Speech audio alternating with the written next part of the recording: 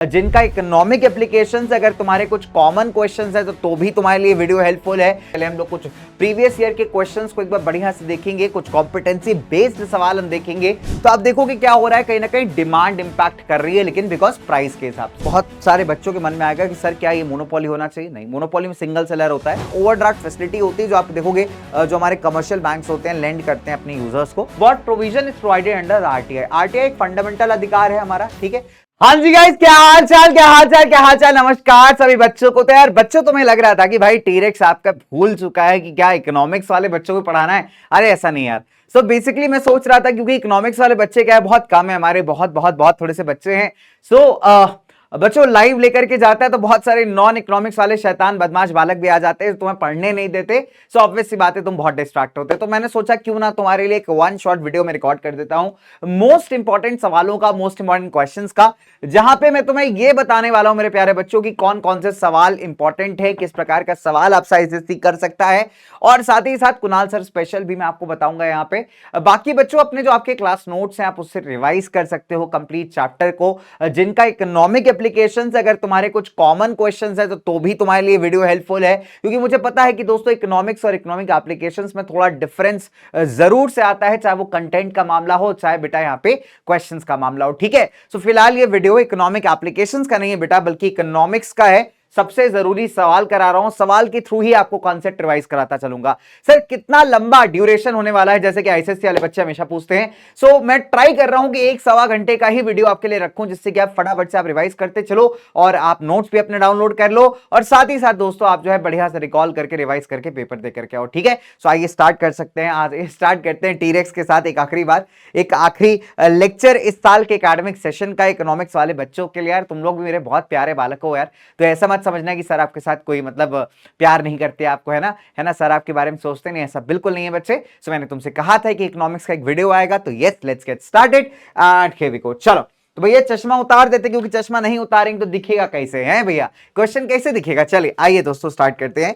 सो यहाँ पे मैं हर टाइप का क्वेश्चन आपके लिए लेकर के आया हूं। रिकैप ऑफ प्रीवियस चैप्टर तो यार क्या ही है, ठीक है। सो हम लोग हर प्रकार का क्वेश्चन आपके लिए लेकर के आया हूं। Let's get started guys. तो सबसे पहले हम लोग कुछ प्रीवियस ईयर के क्वेश्चंस को एक बार बढ़िया से देखेंगे, कुछ कॉम्पिटेंसी बेस्ड सवाल हम देखेंगे, और कुछ इंपॉर्टेंट बातें जो मैं आपको बताऊंगा उसको ध्यान में रखते हुए आप रिवाइज कर लीजिएगा, ठीक है। चलिए तो दोस्तों सबसे पहला क्वेश्चन है, अच्छा मजे की बात क्या है कि तुम चाहो तो तुम भी जो है यहाँ पे मेरे साथ साथ रिविजन कर सकते हो, अपनी कॉपी निकाल लीजिए और कॉपी के अंदर जो है अपने साथ साथ आंसर्स करते चलिए, ठीक है। चलिए सो इकोनॉमिक्स में कैपिटल जो है इनकम के फॉर्म में क्या अर्न करता है दोस्तों? कैपिटल क्या है बेसिकली, है ना, what is capital guys? Capital अगर सिंपल सीधी भाषा में बात की जाए तो कैपिटल बच्चे एक प्रकार का इन्वेस्टमेंट है, ठीक है। और अगर आप देखो अगर लेबर होगा तो उसका जो इनकम होगा वेजेस होगा, ठीक है।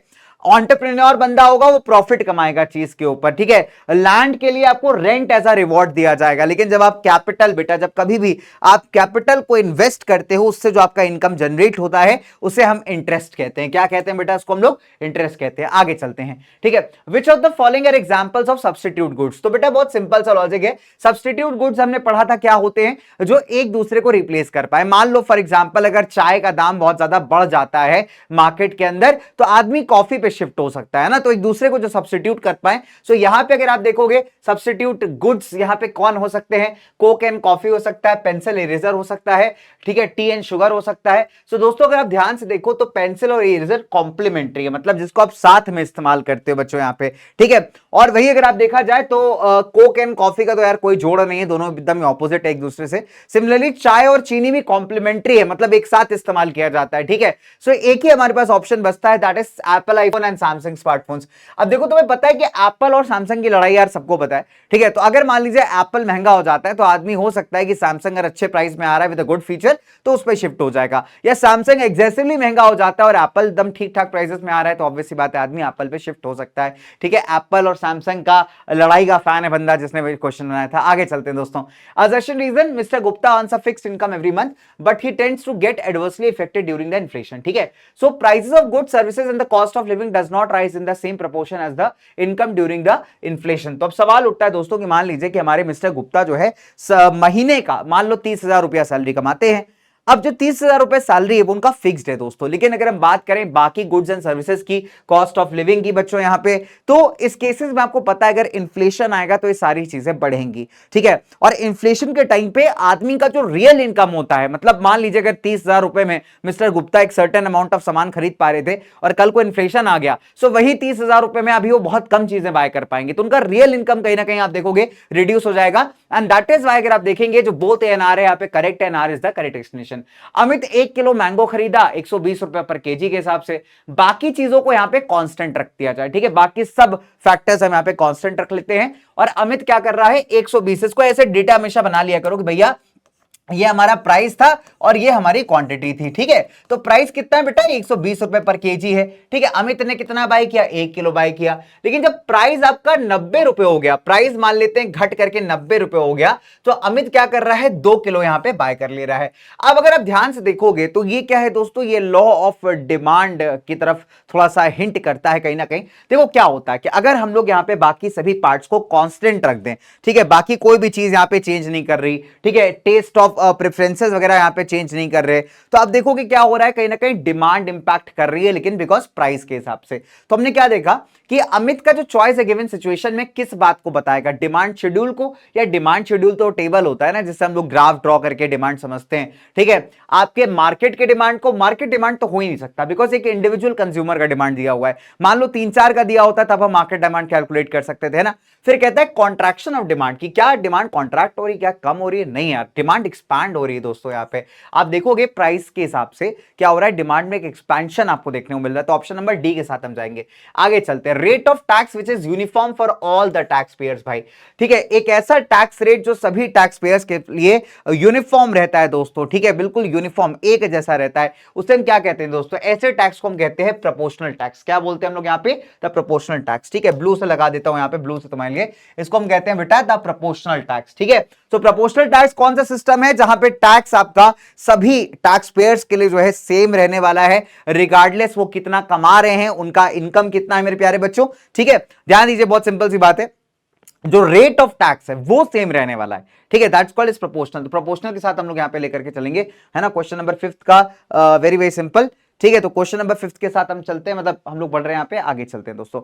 Now which factor will be responsible for product diversification through innovation, ठीक है, प्रोडक्ट डाइवर्सिफाई कर रहे हो, मतलब उसमें कुछ बदलाव, कुछ चेंजेस आपको यहां पे दिखाई दे रहे हैं दोस्तों, ठीक है। और ये चेंजेस क्यों आ रहे हैं, बिकॉज आपने इनोवेट किया, आपने यहाँ पे क्या किया, टेक्नोलॉजीज के अंदर चेंजेस यहाँ पे किए हुए हैं, ठीक है।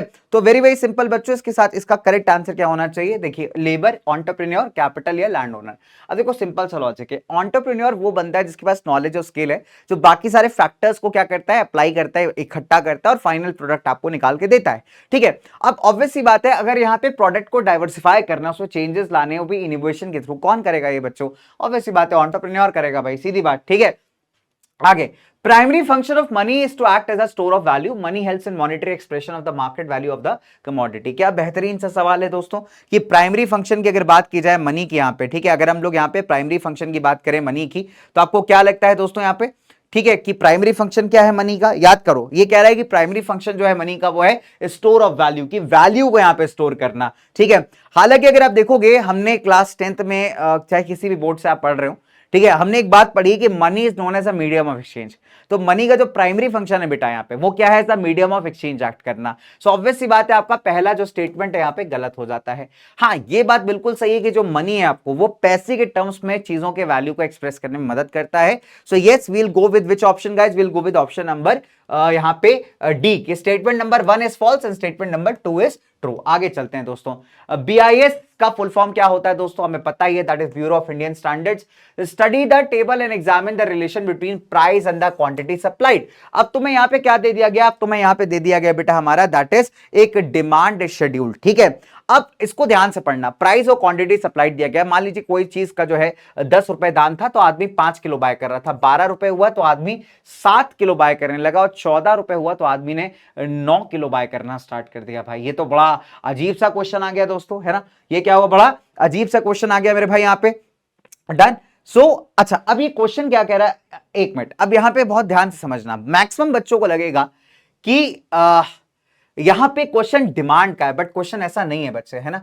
बाय करने की बात नहीं हो रही, ध्यान से देखना इसको, क्वांटिटी सप्लाइड की बात हो रही है। जनरली क्या होता है, जब कभी भी तुम एक शेड्यूल देखते हो तुम्हारे मन में बाय डिफॉल्ट होता है भाई तो डिमांड शेड्यूल होगा, ठीक है, लेकिन यहीं पे तुम्हें ध्यान देना है, क्या रहेगी, क्वांटिटी सप्लाइड। तो दोस्तों हमने लॉ ऑफ सप्लाई पढ़ा था, क्या पढ़ा था, बेसिक लॉ ऑफ सप्लाई पढ़ी जाए कि प्राइस के रेफरेंस में हम लोग अगर हम सप्लाई को देखें तो जब प्राइस कम होगा तो ऑब्वियस सी बात है ज्यादा क्वांटिटी मार्केट पे आपको नहीं दिखेगी, लेकिन जैसे जैसे प्राइस बढ़ता जाएगा दोस्तों तो आपको पता है कि क्वांटिटी भी इंक्रीज होती जाएगी। अब जैसे 14 रुपए अगर किसी चीज का यहां पे दाम हो गया तो आप देखोगे 9 किलो जो है उस पर्टिकुलर चीज को सप्लाई किया जा रहा है मार्केट के अंदर, राइट। सो ऐसा जो सप्लाई है बेटा वो कैसा है बच्चे, यहां पे ऐसा सप्लाई क्या है, ऐसा सप्लाई आपका नेगेटिव है पॉजिटिव, ऑब्वियस सी बात है बेटा पॉजिटिव सप्लाई है, ठीक है। चलिए, which market structure has least number of sellers, कौन से मार्केट में नंबर ऑफ सेलर्स आपके सबसे ज्यादा कम हो जाएंगे दोस्तों, ठीक है, सबसे ज्यादा कम हो जाएंगे नंबर ऑफ सेलर्स आपके। सो ऑब्वियस सी बात है, अब क्वेश्चन पूछता है कि यार क्या ये मोनोपोली होगा, परफेक्ट कंपटीशन होगा, मोनोपोलिस्टिक होगा या ऑलिगोपोली होगा, ठीक है। अब सवाल बड़ा इंटरेस्टिंग है दोस्तों यहां पे, ठीक है। सो करेक्ट आंसर क्या होगा बच्चे, करेक्ट आंसर अगर आप देखोगे तो बहुत सारे बच्चों के मन में आएगा कि सर क्या ये मोनोपोली होना चाहिए, नहीं, मोनोपोली में सिंगल सेलर होता है, ठीक है। ऑलिगोपोली अगर आप देखोगे तो एक ऐसा मार्केट है जहां पे नंबर ऑफ सेलर्स का आपको मिनिमम मिलने वाले हैं, ठीक है। सो ऑप्शन नंबर ए के साथ जाएंगे। Direct taxes are regressive in nature, क्या ये बात सत्य है गलत है, फटाफट से बताओ बच्चों यहां पे कि डायरेक्ट टैक्सेस अगर आप देखोगे रिग्रेसिव इन नेचर होते हैं, मतलब रिड्यूस होते जाते हैं, answer is no. Direct tax का एग्जांपल इज इनकम टैक्स, अब जैसे जैसे तुम्हारी इनकम बढ़ती जाएगी भाई तुम हायर टैक्स स्लैब में आते जाओगे, सो दैट इज व्हाई ये क्या है दोस्तों, ये फॉल्स है, प्रोग्रेसिव इन नेचर होते हैं, ठीक है। सेविंग्स से आपका अच्छा देखो, सबसे पहले आदमी क्या करेगा, यहां पे किस चीज का आप कह सकते हो ये पूरा हिसाब किताब है, तो सबसे पहले आदमी क्या करता है, पैसा सेव करता है, फिर उस पैसे को मूव करता है कहीं बैंक वगैरह के अंदर, फिर इन्वेस्ट करता है। सो कुल मिलाकर के यहां पे क्या किया जा रहा है दोस्तों, यहां पे किया जा रहा है द कैपिटल फॉर्मेशन। तो सवाल आपसे कई बार करेगा कि बताइए कि क्या किया जा रहा है, यहां पे क्या हो रहा है, किस चीज के बारे में ये बात है, तो सिंपल सा लॉजिक है, दैट इज कैपिटल फॉर्मेशन। तो ऑप्शन नंबर ए के साथ हम जाएंगे, आगे चलते हैं। Radhika can not postpone her demand for woollen clothes during winter season but at the same time can postpone her demand for a car, this is because her demand for woollen clothes is dash.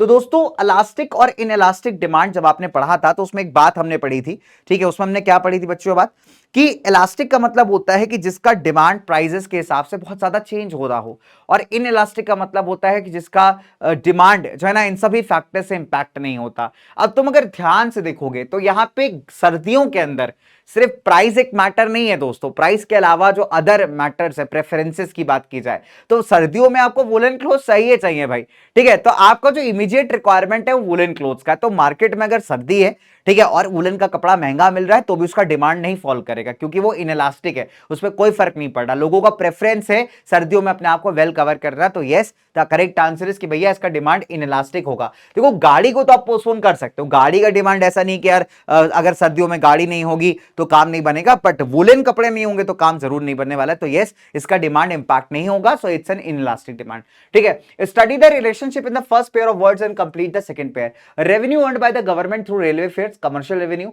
Revenue earned through special assessment, ये किस प्रकार का revenue होने वाला है, administrative होगा दोस्तों, direct tax होगा यहां पे, ठीक है, या फिर आपको लगता है कि एडमिनिस्ट्रेटिव होगा या इनडायरेक्ट होगा या कमर्शियल होगा। देखो सिंपल सी बात है, स्पेशल असेसमेंट करवाई जाएगी लैंड या पर्टिकुलर एरिया की, ठीक है, उसके थ्रू जो रेवेन्यू जनरेट होगा वो एक एडमिनिस्ट्रेटिव काम है ना। तो यहाँ पे जो रेवेन्यू आ रहा है बेटा वो कैसा है, आपका एडमिनिस्ट्रेटिव इन नेचर है।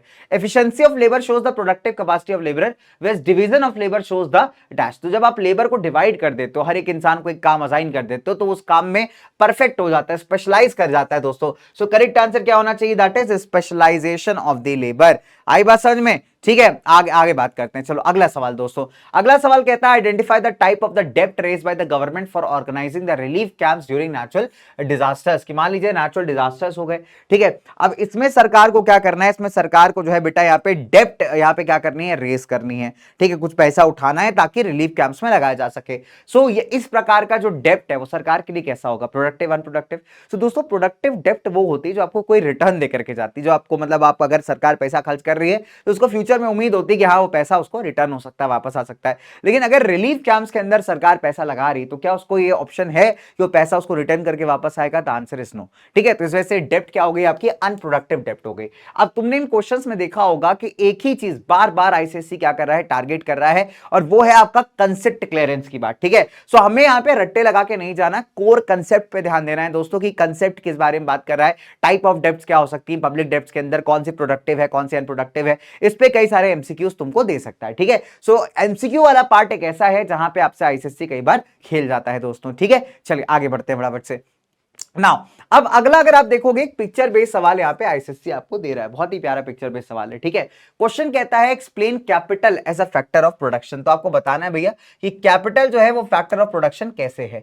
ठीक है, सिंपल सिंपल सा लॉजिक है, तो आपको यहां पे क्या कर देना है, पॉइंटर्स लिख देने हैं कि how the capital is a distinct factor of production. तो हमने फैक्टर्स ऑफ प्रोडक्शन पढ़े थे बच्चों, है ना, हमने फैक्टर्स ऑफ प्रोडक्शन पढ़े थे, लैंड था, लेबर था, कैपिटल था और एंटरप्रेन्योर था। तो उसको आप एक्सप्लेन करोगे। दूसरा, it's a positive relationship between entrepreneur and economic development. Obvious सी बात है यार, एंटरप्रेन्योर के आप फीचर्स को लिख करके यहाँ पे रेफर कर सकते थे कि कैसे एंटरप्रेन्योर, सोचो अगर इन्वेस्टमेंट ही नहीं करेगा, यहाँ पे प्रोडक्शन नहीं करेगा, तो देश डेवलप कैसे करेगा यार। ठीक है, इसके अलावा justify the statement with two suitable reasons. Extension of supply, दोस्तों ये क्वेश्चन आता है, एक्सटेंशन और एक्सपेंशन में डिफरेंस बताइए।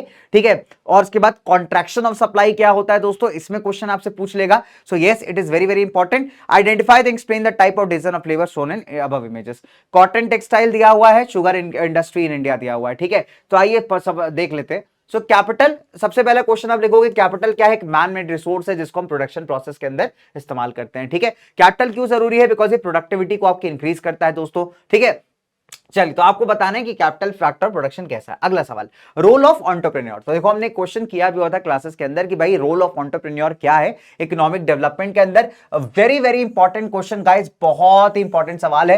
कोई भी 3 पॉइंटर्स आप लिख करके यहाँ पे आ जाओगे कि एंटरप्रेन्योर सारे फैक्टर्स को कंबाइन करके जो है सर्विसेज एंड गुड्स प्रोड्यूस करता है जिससे देश का ग्रोथ होता है। दूसरा, एंटरप्रेन्योर लेबर का इस्तेमाल करता है उसकी कैपेसिटी के हिसाब से। ठीक है, नए आइडियाज यहाँ पे लेकर के आता है, अपॉर्चुनिटीज को एक्सप्लॉइट करता है। तो ऐसे कोई भी 3 से 4 पॉइंटर्स आप लिख सकते थे। ठीक है, अच्छा इसके अलावा अगर आप देखेंगे दोस्तों यहां पे फाइन। सो क्वेश्चन कहता है, फिर उसके बाद क्वेश्चन था कि भाई एक्सटेंशन ऑफ सप्लाई क्या होता है। तो एक्सटेंशन का मतलब होता है कि जब क्वांटिटी सप्लाइड आपकी इंक्रीज कर रही हो due to a rise in its price. ठीक है, और बाकी फैक्टर्स आपके कांस्टेंट है। तो याद कर लीजिएगा दोस्तों, बाकी फैक्टर्स कांस्टेंट एंड प्राइस के चलते जो है क्वांटिटी का इंक्रीज आ रहा है, that's called extension of supply. ठीक है, और इसका कर्व कैसे बनेगा बेटा, अपवर्ड मूविंग कर्व होगा। तो कर्व बहुत इंपॉर्टेंट है आपके इकोनॉमिक्स के अंदर। फिर यहां पे क्वेश्चन कह रहा है कि बताइए किस प्रकार का डिवीजन यहां पे बताया जा रहा है। तो आप बता सकते हैं कि पहला कॉटन टेक्सटाइल। कॉटन टेक्सटाइल में देखो हर प्रोसेस होता है। ठीक है, कॉटन के फाइबर को साफ करने से लेकर के उसको धागा बनाने से लेकर के उसका कपड़ा बनाने से लेकर के, तो मल्टीपल प्रोसेस इन्वॉल्व है। तो यहाँ पे डिवीजन ऑफ लेबर कैसा हो जाएगा, प्रोसेस बेस्ड हो जाएगा बच्चों। यहाँ पे याद रख लेगा, process based division of labour होगा। ठीक है, और इस टाइप में अगर आप देखोगे मल्टीपल स्टेजेस में हमने डिवाइड कर दिया है। वहीं अगर आप देखेंगे यहां पे, अगर हम बात की जाए यहाँ पे, ठीक है, लाइक शुगर केन इंडस्ट्री की बात की जाए दोस्तों, तो यहां पे भी अगर आप देखोगे तो प्रोसेस है पूरा चीजों को क्रिएट करने का। So we have a process based division of labour. तो इस तरीके से आप आंसर करके आ जाओगे। आगे चलते हैं दोस्तों, how a standard of deferred payment a problem for barter system exchange. देखो बार्टर सिस्टम का प्रॉब्लम क्या था, पहली बात डबल कोइंसिडेंस ऑफ बॉन्ड्स उसके अंदर होता था। दूसरी बात, वहां पे आप वैल्यू स्टोर नहीं कर सकते थे किसी प्रोडक्ट का। सो ऑब्वियस सी बात है, फ्यूचर में पे करने का कोई कंसेप्ट नहीं बनता ना बच्चे, और साथ ही साथ कई बार चीजें खराब हो जाती थी, पेरिश हो जाती थी। तो ये जो प्रॉब्लम थी अगर आप देखोगे तो मनी ने आकर के सॉल्व कर दिया, और तभी मनी ने पॉसिबल किया है कि भाई आप आज सामान बाय कर सकते हो, कल आप उसको पे आउट कर सकते हो। जो डिफर्ड पेमेंट का जो ऑप्शन है वो बार्टर में नहीं होता था। ठीक है, now following image shows tolls as a source of revenue for state as well as central government. Identify and explain the type of revenue mentioned in the above statement. बहुत ही प्यारा क्वेश्चन है दोस्तों यहाँ पे, और कई बार आपसे जो है ना ये वाले सवाल पूछेगा, तो याद रखिएगा। जो टोल्स वगैरह आपने देखा होगा, हाईवेज पे हम लोग जाते हैं ना, टोल्स जो है लिए जाते हैं, वो कौन सा सोर्स ऑफ रेवेन्यू है। तीसरा, सीआरआर और एसएलआर में difference. It's a very very important question दोस्तों, बहुत ही इंपॉर्टेंट सवाल है। सीएलआर और एसएलआर के अंदर, सीआरआर और एसएलआर के अंदर, और एक्सपेंडिचर, रेवेन्यू एक्सपेंडिचर क्या होता है एक्सप्लेन करना है। देखो सबसे पहला क्वेश्चन, बार्टर सिस्टम में स्टैंडर्ड और डिफर्ड पेमेंट अगर आप देखोगे प्रॉब्लम क्यों था, कि पहली बात कोई यूनिवर्सल स्टैंडर्ड नहीं था। जैसे आज के टाइम पे आप देखोगे ना, goods of medium of exchange है हमारी मनी, राइट। अच्छा, इसके अलावा अगर आप देखोगे जो हमारे कई सारे सामान यूज होते थे बार्टर में, खराब हो सकते थे, तो मैंने आपको बताया। फिर वैल्यू को आप स्टोर नहीं कर सकते। तो ऐसे कोई भी 3-4 पॉइंट्स आप लिख करके आ सकते हो। इसके बाद दोस्तों अगर हम बात करें टोल टैक्स वाली, तो कौन सा रेवेन्यू है बेटा, वो कमर्शियल नॉन टैक्स रेवेन्यू है। ठीक है, टोल चार्जेस अगर आप देखोगे हाईवेज में क्या होते हैं, नॉन टैक्स रेवेन्यू होते हैं सरकार के लिए, ये पब्लिक सर्विसेज से हम लोग यहां पे जनरेट कर रहे हैं, right, rather than direct taxation. इसके अलावा सीआरआर और एसएलआर का डिफरेंस क्या है दोस्तों, ये वो परसेंटेज है बैंक के टोटल डिपॉजिट्स का जो बैंक क्या करता है दोस्तों, as a form of reserve रखता है आरबीआई के साथ, ठीक है। और एसएलआर बेसिकली वो परसेंटेज होता है बैंक के डिपॉजिट्स का जिसको तुरंत जो है लिक्विड एसेट्स के अंदर कन्वर्ट किया जा सकता है, right, with in the bank itself. तो ये आप याद कर लीजिएगा। इसके अलावा रेवेन्यू एक्सपेंडिचर का मतलब होता है वो खर्चे जो सरकार अभी उठा रही है, ठीक है, कोई बिजनेस अपने डे टू डे फंक्शनिंग के लिए यहां पे मेंटेन करके रख रहा है, ठीक है, जो डे टू डे फंक्शनिंग के लिए आप यहां पे खर्चा कर रहे हो, राइट। अच्छा, अब इससे कोई नए एसेट्स नहीं बनेंगे, कोई पुरानी लायबिलिटीज यहां पे आपकी कम नहीं होने वाली। गवर्नमेंट के लिए यहां पे अगर आप देखोगे उसके एम्प्लॉयज की सैलरीज, इंटरेस्ट पेमेंट्स हो गए डेब्ट के ऊपर, एडमिनिस्ट्रेटिव कॉस्ट हो गया, सब किसके अंदर आ रहा है दोस्तों, रेवेन्यू एक्सपेंडिचर के अंदर, ठीक है। चलिए आगे बढ़े आते हैं दोस्तों, next question. So mobile phone and laptops are examples of composite demand, साथ साथ यूज होते हैं कई बार, ठीक है। So justify the statement with suitable reason, why is capital considered the result of past savings, what is the implication of restricted entry of new firms in a monopoly market। Shopkeeper यहाँ पे brick powder मिला रहा है chilli powder के अंदर, and he colours different vegetables with harmful dyes to make them look bright and fresh. अब बताओ ये किसकी बात की जा रही है, तो ऑब्वियसली बात है माल प्रैक्टिसेस जो की जाती हैं कंज्यूमर के साथ, उस पर एक सवाल आता हुआ आपका, ठीक है। चलिए ओके, और कौन से कंज्यूमर राइट को यहां पे वायलेट किया गया है, चलिए यही समझ लेते हैं फटाफट से। सो क्वेश्चन कहता है कि बताइए mobile phone laptop composite demand कैसे, तो आप कहेंगे देखिए कंपोजिट है, कंपोजिट का मतलब ही होता है कि जब एक साथ, या फिर यहां पे आप ऐसा समझ सकते हो कॉम्प्लीमेंट्री एंड कंपोजिट में एक बेसिक डिफरेंस आप समझिए, ठीक है, कि कंपोजिट की जब हम बात करते हैं ना तो बेसिक सी बात है कोई ऐसा गुड या सर्विस हो सकता है जो आप यहाँ पे मल्टीपल चीजों के लिए इस्तेमाल कर रहे हो, मल्टीपल यूजेज के लिए आप यूज कर रहे हो, ठीक है। सो नो डाउट आप देखोगे लैपटॉप्स एंड फोन्स लोग कई बार साथ साथ भी यूज करते हैं, बट अगेन इनके यूजेज मल्टीपल है, हेंस इसको हम कंपोजिट डिमांड कह सकते हैं, तो ये आप एक्सप्लेन कर सकते हो। उसके बाद कैपिटल को पास्ट सेविंग्स का रिजल्ट क्यों कहा जाता है दोस्तों, बिकॉज ऑब्वियसली बात है जब आपका जो पैसा आ रहा है, इनकम आ रहा है, उसमें थोड़ा थोड़ा आप बचाते जाओगे, वही आपका कैपिटल फॉर्मेशन का स्टार्टिंग हो जाता है दोस्तों, ठीक है। अब जब इंडिविजुअल बिजनेस है, सरकार सेविंग्स करती है, ठीक है दोस्तों, सो यही फंड्स को आप आगे चल के मशीन में, है ना, आपके इंफ्रास्ट्रक्चर वगैरह में इंक्लूड करते हो, लगाते हो, एंड उसी से अगर आप देखोगे आगे फर्दर कैपिटल प्रोड्यूस होता है। So yes, this is the answer.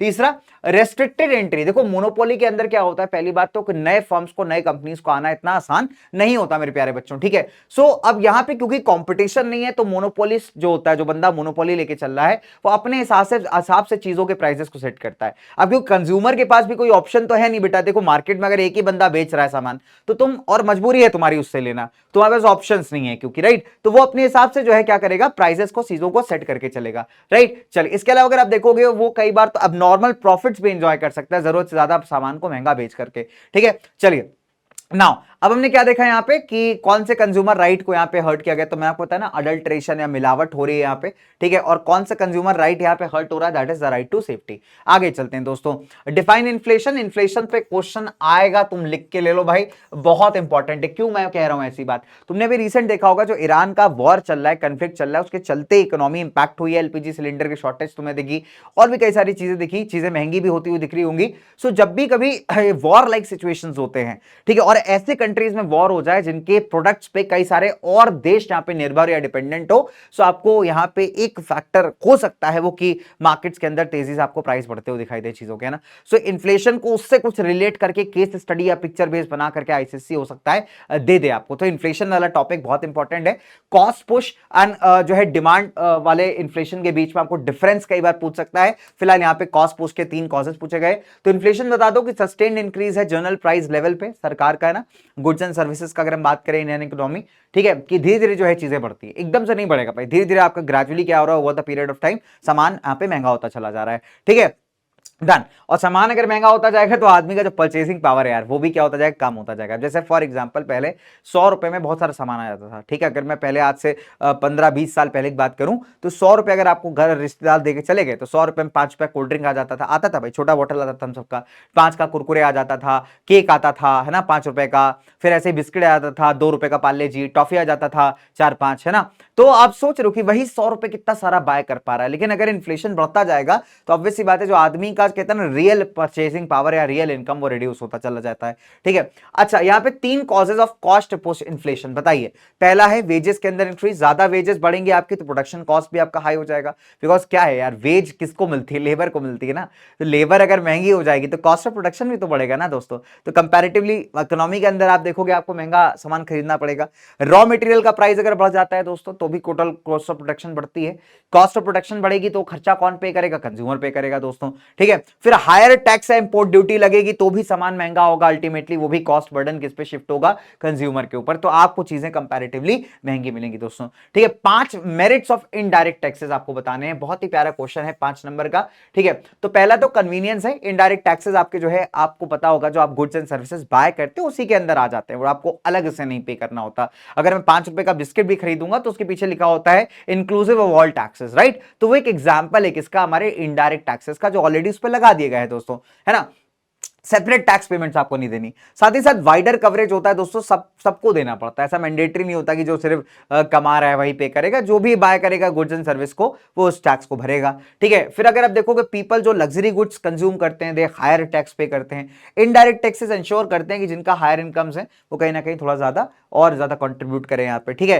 फिर इसके अलावा इनडायरेक्ट टैक्सेस एक कंटिन्यूअस सोर्स ऑफ इनकम है सरकार के लिए, है ना, जिससे कि सरकार कई सारी पब्लिक सर्विसेज को फाइनेंस करती है। इसके अलावा कंट्रोल ओवर कंजम्पशन, गवर्नमेंट क्या कर सकती है, किसी हार्मफुल प्रोडक्ट पे टैक्स बढ़ा के, मान लो सिगरेट है जैसे, है ना, सिगरेट मान लो एक सर्टेन अमाउंट की आती है, ठीक है, मुझे नहीं पता कितने की आती है भाई, ठीक है, हाँ मैं बता रहा हूँ यार, सिगरेट जैसे एक हार्मफुल चीज है, अल्कोहल एक हार्मफुल चीज है, तो अगर मान लो फॉर एग्जांपल कोई सिगरेट आता होगा 20-30 रुपए का, है ना, तो उसको सरकार बढ़ा उस पर टैक्स बढ़ा देगी तो हो गया महंगा, फॉर एग्जांपल 70-80 रुपए का हो गया, तो यहाँ पे इतना महंगा सिगरेट तो हर कोई बाय नहीं करेगा ना दोस्तों, तो उससे क्या होगा, इन हार्मफुल प्रोडक्ट्स का कंजम्पशन भी यहाँ पे क्या हो जाएगा दोस्तों, कम हो जाएगा। तो ऐसा करने के लिए भी इनको सिन गुड्स कहा जाता है, जितने भी अल्कोहल होता है, सिगरेट्स होता है, इन सबको सिन गुड्स कहा जाता है। तो सिन गुड्स पे कई बार सरकार क्या करती है, टैक्सेस को बढ़ा करके प्राइस बढ़ा देती है, जिससे कि इनका कंजम्पशन मार्केट में कम हो सके, है ना, और हेल्थ यहाँ पे लोगों की काफी ज्यादा फिर सही हो सके, राइट, है ना। तो एक अच्छा मेरिट आप कह सकते हैं। अगला सवाल कहता है कि the following table represents increase in demand, answer the following question, ठीक है। अब तुमको पता है कि यहाँ पे क्या हो रहा है कि प्राइस आपका कांस्टेंट है बेटा,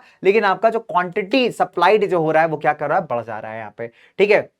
तो प्राइस कांस्टेंट है, आपका क्वांटिटी सप्लाइड बढ़ गया, तो ऐसे में कैसा बनेगा भाई, कैसा बनेगा तुम्हारा ग्राफ। तुमको हमेशा मैंने बताया था जब कभी भी यहाँ पे ग्राफ बनाना हो तो प्राइस को हम यहाँ पे रखेंगे, क्वांटिटी को हम यहाँ पे रखेंगे, ठीक है मेरे बच्चे। चलिए अब ध्यान से देखना, ये हमारा रेफरेंस पॉइंट हो गया। अब प्राइस की बात की जाए तो प्राइस मान लीजिए 10 ही रुपए, ठीक है, प्राइस 10 रुपए है, ठीक है, और क्वांटिटी ले लेते हैं एक बार यहाँ पे, फॉर एग्जाम्पल हमारा मान लो जो है इसको हमने ऐसे ले लिया कि इसको हमने 5 ले लिया, है ना, इसको हमने मान लो 7 ले लिया, ठीक है। अब आप क्या देख पा रहे हो कि जब प्राइस आपका 10 रुपए था तो क्वांटिटी कितना सप्लाई हुआ, 5 सप्लाई हुआ, ठीक है। जब प्राइस आपका 10 था अगेन क्वांटिटी सप्लाई बढ़ गया थी, 7 हो गया, ठीक है। तो कुल मिलाकर के ग्राफ कैसा बनेगा, देखो पहला तुम यहां पे बना लो, पहला ये तुम्हारा बन गया, ठीक है, कर्व बन गया तुम्हारा सप्लाई कर्व। फिर दूसरा अगर आप देखोगे तो दूसरा आपका यहां पे बन गया, ठीक है। तो कुल मिला के तुमने क्या देखा कि एक शिफ्ट आ रहा है, कहां जा रहा है, इस तरफ शिफ्ट आ रहा है, ठीक है। तो इस तरीके से आप शिफ्ट यहां पे मार्क कर देंगे। डायग्राम मैट्रिक रिप्रेजेंटेशन बनाना है, बहुत इजी है, प्राइस को इधर रखना है, ठीक है, क्वांटिटी सप्लाइड को इधर रखना है दोस्तों और मार्क कर देना है, ठीक है। तो आप क्या देख पा रहे हो, शिफ्ट आ रहा होगा, ठीक है। यहां पे दिख रहा है कि 2 फैक्टर्स जो कि इफेक्ट कर रहे हैं इस चीज को, ठीक है। और क्वेश्चन कह रहा है यहां पे फटाफट से कि अच्छा उसके बाद कोपरा आ गया दोस्तों, तो वेरी वेरी सिंपल, तो आपको यहां पे समझ में आ गया। आप देखो पहली चीज कि यहां पे क्या हो रहा है, पहला factor increase in the consumer income हो सकता है, दूसरा rise in the price of substitutes हो सकता है, या कॉम्प्लीमेंट्री गुड्स के यहाँ पे प्राइस क्या हो जा रहे होंगे, हो सकता है फॉल कर रहे होंगे, ठीक है। अब तुम ध्यान से देखो दोस्तों, तो यहाँ पे price constant and other factors के चलते यहाँ पे क्वांटिटी सप्लाइड में चेंजेस आ रहे हैं, तो तुम्हें अदर फैक्टर्स को यहाँ पे लिख देना है, ठीक है, वेरी सिंपल, राइट। अच्छा अब इसके अलावा क्वेश्चन कहता है कि कोपरा क्या है दोस्तों, तो कंज्यूमर प्रोटेक्शन एक्ट 2019 में अपडेट हो चुका है, ठीक है। क्या अपडेट हुआ है इसके अंदर, क्वेश्चन पूछेगा आपसे, ठीक है। तो आप पहला देख लेना कि ई कॉमर्स अभी इसके अंदर लिया है, जो ऑनलाइन शॉपिंग आप करते हैं दोस्तों उसके अगेंस्ट प्रोटेक्शन डाला गया है, and consumer dispute redressal commission को और बेहतर बना दिया गया है, ठीक है। तो प्रॉपर जैसे हमारे कोर्ट्स होते हैं ना नॉर्मल केसेस के अंदर, वैसे आपको 3 लेवल का कंप्लीट टियर सिस्टम मिल जाएगा इसके अंदर भी, district, state and national level पे। अब अगर आप देखोगे तो वहां पे जो आपके जजेस हैं या जो आपके लोग डिसाइड एक्सप्लॉइट कर रहे हैं केसेस के, उनको भी जो है पावर बढ़ा दिया गया है। सो आपके लिए ज्यादा बेटर हो गया है बच्चों एज अ कंज्यूमर, ठीक है। So state and explain any 3 reasons कि कंज्यूमर्स को एक्सप्लॉइट क्यों किया जाता है यहाँ पे बेटा।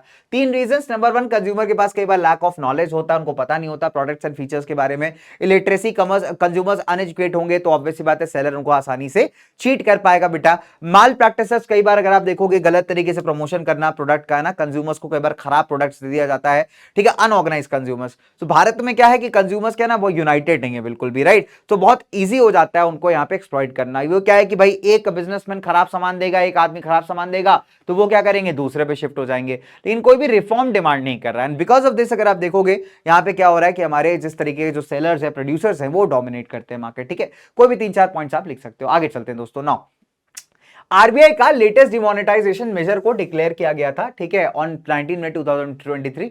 As per RBI clean note policy it withdrew all the 2000 notes from circulation. तो आपको याद आया होगा कि पहले मोदी जी आए थे, 500 1000 के नोट बंद कर दिए, फिर बाद में 2000 को नोट लाए, बाद में 2000 नोट का भी वापस ले लिया गया। तभी मार्केट के अंदर आपको 500 के नोट्स मिलेंगे, 100 के मिलेंगे और 200 के मिलेंगे। सो यही करेंसी चल रहा है हमारा फिलहाल, ठीक है। चलिए अब क्वेश्चन कहते हैं the context of above statement what is demonetisation. तो जब आप लीगल टेंडर्ड करेंसी के वैल्यू को बिल्कुल क्या कर देते हो, खत्म कर देते हो। बिकॉज देखो करेंसी का वैल्यू कब तक है, जब तक सरकार जो है उसे बैक कर रही है, सरकार कह रही है कि भैया हाँ ये वैलिड है, लीगली आप इसको एक्सेप्ट करेंगे, तभी तक वो कागज के टुकड़े का वैल्यू है। जिस दिन सरकार ने आके मना कर दिया उस दिन पूरा वैल्यू आपका जीरो हो जाएगा, ठीक है। इसके अलावा 2-3 ऑब्जेक्टिव्स बताइए डिमोनेटाइजेशन के, फिर identify and define the market structure depicted in the above image, ठीक है। और उसके बाद 3 differences between perfect competition and oligopoly. तो ये आपका 2 मार्केट्स और हमारी डिमोनेटाइजेशन पे क्वेश्चन है, बहुत ही प्यारा क्वेश्चन दोस्तों।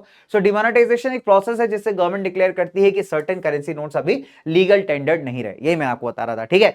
3 ऑब्जेक्टिव्स अगर आप देखोगे, नंबर ऑफ, पहली बात यहां पे जो है जितने भी आपके हो सकता है जो फेक करेंसी है, ठीक है, जो फेक करेंसी है उसको यहां पे सरकार क्या कर रही हो, स्टॉप करने की बात कर रही हो, ठीक है। ये एक ऑब्जेक्टिव हो सकता है, राइट। दूसरा हो सकता है कि यहां पे कई बार क्या हो रहा होगा कि मतलब लेट्स से कि बहुत ही ज्यादा हाई नंबर वैल्यू का जो नोट है वो आपका सर्कुलेट कर रहा होगा, ठीक है, that can also be reason. तो ऐसे कोई भी 2-3 रीजन आप यहाँ पे डिमोनेटाइजेशन करने के देख सकते हो, ठीक है। चलिए इसके अलावा यहाँ पे क्वेश्चन पूछा गया परफेक्ट कॉम्पिटिशन ओलिगोपोली में क्या डिफरेंस है, ठीक है। नंबर 1, सबसे पहली बात, परफेक्ट कंपटीशन में लार्ज नंबर होते हैं, छोटे छोटे फर्म्स होते हैं लार्ज नंबर में। दूसरा इसमें जो होते हैं कुछ फर्म्स होते हैं लेकिन डोमिनेट करते हैं। प्रोडक्ट मैकेनिज्म डिफरेंशिएशन की बात करें, एक जैसे प्रोडक्ट्स को सेल किया जाता है दोस्तों यहाँ पे, ठीक है। यहाँ पे भी होमोजेनियस होते हैं, बस थोड़े बहुत फीचर्स अगर आपको देखोगे डिफरेंशिएटेड दिखते हैं, ठीक है। प्राइस कंट्रोल की बात करें, कोई कंट्रोल नहीं होता है ना यहाँ पे प्राइस के ऊपर। दूसरा थोड़ा कंट्रोल होता है। चौथा डिमांड कर्व हॉरिजॉन्टल बनेगा इसका डिमांड कर्व इंडिटरमिनेट होता है, ठीक है। पांचवा सेलिंग कॉस्ट यहाँ पे इनकर नहीं होती कि बेचने के लिए प्रमोट करना पड़ेगा आपको बहुत ज्यादा, लेकिन यहाँ पे सेलिंग कॉस्ट आपकी इनकर होती है, ठीक है। चल तो ये कोई भी 3 डिफरेंसेस आप यहाँ पे लिख सकते हो। आगे चलते हैं दोस्तों। Explain the term supply, question बहुत प्यारा है, डायग्रामेटिक रिप्रेजेंटेशन देना आपको रिलेटिवली इलास्टिक सप्लाई का। 5 कैरेक्टरिस्टिक्स ऑफ लैंड बता दो। सप्लाई का मतलब क्या होता है, quantity of goods and services जो यहाँ पे प्रोड्यूसर्स विल कर रहे हैं मार्केट में लाने के लिए एक सर्टेन प्राइस पे, ठीक है, over a given period of time. तो इस तरीके से आप डिफाइन कर दोगे, ठीक है। रिलेटिवली इलास्टिक सप्लाई का मतलब क्या होता है, सप्लाई जो कमोडिटी की है उसको इलास्टिक तब कहा जाएगा अगर जो परसेंटेज चेंज आ रहा है आपके क्वांटिटी सप्लाइड में वो प्राइस से एक्सीड कर जाए। मतलब जितने हिसाब से परसेंटेज ऑफ प्राइस चेंज हो रहा है उसके मुकाबले अगर क्वांटिटी सप्लाई आपकी एक्सीड कर जाए दोस्तों तो कहलाता है रिलेटिवली इलास्टिक सप्लाई, ठीक है। तो सप्लाई कर्व कैसा हो जाएगा, कुछ इस प्रकार का सप्लाई कर्व बनेगा। तो रिमेंबर गाइस जब ऐसे क्वेश्चंस आते हैं सप्लाई कर्व आपको बना के आना ही आना पड़ेगा बेटा यहां पे, ठीक है। चलिए आगे चलते हैं, ठीक है। कैरेक्टरिस्टिक्स ऑफ लैंड बहुत इंपॉर्टेंट है यार। फ्री गिफ्ट ऑफ नेचर होता है, लिमिटेड सप्लाई होती है, इमोबाइल होता है, मतलब इधर से उधर आप मूव नहीं कर सकते लैंड को, ठीक है। पैसिव फैक्टर होता है, खुद से कुछ प्रोड्यूस नहीं करता, उसके ऊपर आप एफर्ट लगाओगे, कैपिटल लगेगी, लेबर लगेगी, तब जाकर के कोई काम ये कर पाएगा। सो कोई भी 3 से 4 कैरेक्टरिस्टिक्स आप यहाँ पे लिख सकते थे। आगे चलते बेटा, question number 9, explain the overdraft facility given by commercial bank. 3 differences between demand deposits and fixed deposits and 5 determinants affecting the demands for goods. तो देखो ओवरड्राफ्ट का मतलब होता है, सिंपल सी बात है कि यहाँ पे अगर आप कभी भी ध्यान दें, सो ओवरड्राफ्ट के साथ सिनेरियो बहुत सिंपल है कि गाइस ओवरड्राफ्ट फैसिलिटी कब दी जाती है, ठीक है। ओवरड्राफ्ट अगर आप देखोगे तो यहां पे आपने क्या किया, लेट्स से एक सर्टेन अमाउंट आपको अप्रूव हुआ, आप जितना उस अमाउंट को यूज कर रहे हो, उसमें से जितना पार्ट आप यूज कर रहे हो, आप उसी पे इंटरेस्ट पे कर रहे होगे। ठीक है, तो ये एक तरीके से ओवरड्राफ्ट फैसिलिटी होती है जो आप देखोगे जो हमारे कमर्शियल बैंक्स होते हैं लेंड करते हैं अपने यूजर्स को, है ना। जनरली जो बिजनेसेस वगैरह होते हैं उनको ऑप्शन दिया जाता है। इसके अलावा difference between demand and fix deposit का, ठीक है, तो डिमांड एंड फिक्स डिपॉजिट्स की अगर हम बात करें बच्चे यहाँ पे, let's talk about that. So demand deposits क्या होते हैं? देखो सिंपल सी बात है, आप कभी भी ऑन डिमांड आप इनको विड्रॉ कर सकते हैं। क्या सेविंग्स अकाउंट वाले इसको खोलते हैं? नहीं यार, इसको करंट अकाउंट वाले, मतलब तुम्हारा कोई बिजनेस है, तुम कोई शॉपकीपर हो, तो तुम जब बैंक के साथ अकाउंट खोलोगे तो करंट अकाउंट कहा जाएगा। सो बैंक तुम्हें एक फैसिलिटी देगा, है ना, तो उसको हम कहते हैं डिमांड डिपॉजिट्स। कहने का मतलब है, मान लो तुम्हें किसी बंदे को पेमेंट करनी है, तो तुम्हारे पास चेक होगा, तुम चेक पे उसका नाम लिखोगे, अमाउंट लिखोगे और उसको काट के दे दोगे। ठीक है, सो यहां पे बैंक क्या करेगी, तो है ना, जब वो बंदा तुम्हारा चेक प्रेजेंट करेगा जाके बैंक में, सो बैंक क्या करेगी, उतना अमाउंट तुम्हारे से काट करके उस बंदे को दे देगी। तो ऑन डिमांड आप क्या कर पा रहे हो, विड्रॉ कर पा रहे हो दोस्तों, इसलिए इसको डिमांड डिपॉजिट कहा जाता है। फिक्स डिपॉजिट्स के साथ क्या होता है, तुमने एक सर्टेन अमाउंट, मान लो 2 लाख रुपए जो है फिक्स कर दिए 1 साल के लिए। अब 1 साल से पहले तुम उसे नहीं निकाल सकते, निकालोगे तुम्हारा लॉस होगा। 1 साल तक रखोगे तो उस पर जो इंटरेस्ट बनेगा बच्चे, उसको मिला करके तुम्हें पे किया जाएगा।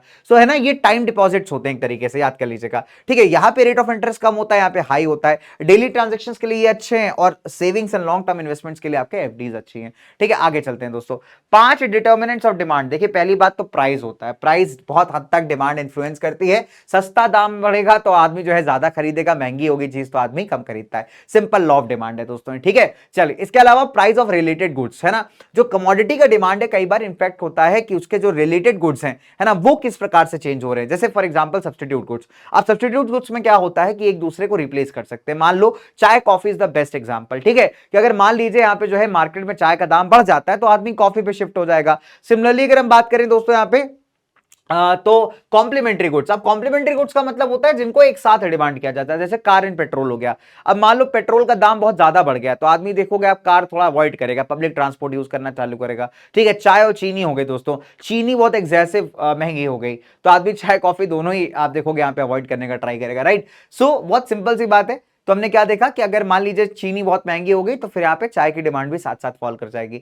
तो कॉम्प्लीमेंट्री भी साथ में डिमांड किए जा रहे हैं, तो एक का भी अगर दाम बढ़ जाता है तो दूसरे का डिमांड यहाँ पे फॉल करने लगता है, याद कर लीजिएगा। ठीक है, इनकम कंज्यूमर की बहुत इंपॉर्टेंट होती है दोस्तों यहाँ पे। ठीक है, जब इंसान जो है वो कम कमा रहा होता है तो इंफीरियर गुड्स को ज्यादा बाय करता है, ज्यादा कमाता है तो इंफीरियर गुड्स को बाय नहीं करता, वो बेटर क्वालिटी बाय करता है दोस्तों। नॉर्मल गुड्स की बात की जाए, डायरेक्ट रिलेशन है क्वांटिटी डिमांडेड और इनकम ऑफ द कंज्यूमर में। अगर गिवन कमोडिटी आपकी नॉर्मल गुड है तो हमेशा आप देखेंगे इंक्रीज आएगा जैसे जैसे इनकम आपकी लीड करेगी। ठीक है, बहुत सिंपल सी लॉजिक है। ठीक है, तो इसके अलावा अगर हम बात करें इंफीरियर गुड्स तो मैंने आपको बता ही दिया। ठीक है, नेसेसिटीज की बात की जाए तो नेसेसिटीज का जो डिमांड है ऑब्वियस सी बात है दोस्तों, यहाँ पे एक टाइम पे बाद कांस्टेंट हो जाता है, बिकॉज जरूरत की चीजें आप खरीदोगे। ठीक है, चलिए इसके अलावा टेस्ट एंड प्रेफरेंसेस एक फैक्टर हो सकता है जो डायरेक्टली आपके किसी भी डिमांड को इन्फ्लुएंस यहाँ पे कर सकता है। Expectation of change in the price in future. अगर मान लो जैसे फॉर एग्जांपल अभी एलपीजी का क्राइसिस चल रहा है यार, ठीक है, तो आदमी क्या कर रहा है, जितना सिलेंडर हो पा रहा है उतना भर ले रहा है। सिमिलरली एक फियर है कि डीजल का हो सकता है प्राइस बढ़ जाएगा जा करके, तो आदमी कई सारे आप देखोगे न्यूज आ रहा है कि डीजल भर भर के रख ले रहा है। तो फ्यूचर प्राइसेस में अगर डिमांड बढ़ रही है, मतलब फ्यूचर प्राइसेस बढ़ रहे हैं फ्यूचर में, तो भी आदमी जो है किसी चीज को फटाफट से बाय करने का ट्राई करता है। ठीक है, एट द करंट प्राइस। तो ये आप याद रखेंगे बेटा। यहाँ पे अगला सवाल बच्चे, what factors contribute to lower efficiency of labour. Very very important सवाल है, बहुत ही प्यारा क्वेश्चन है कि लोअर एफिशिएंसी क्यों है हमारे भारतीय लेबर्स की।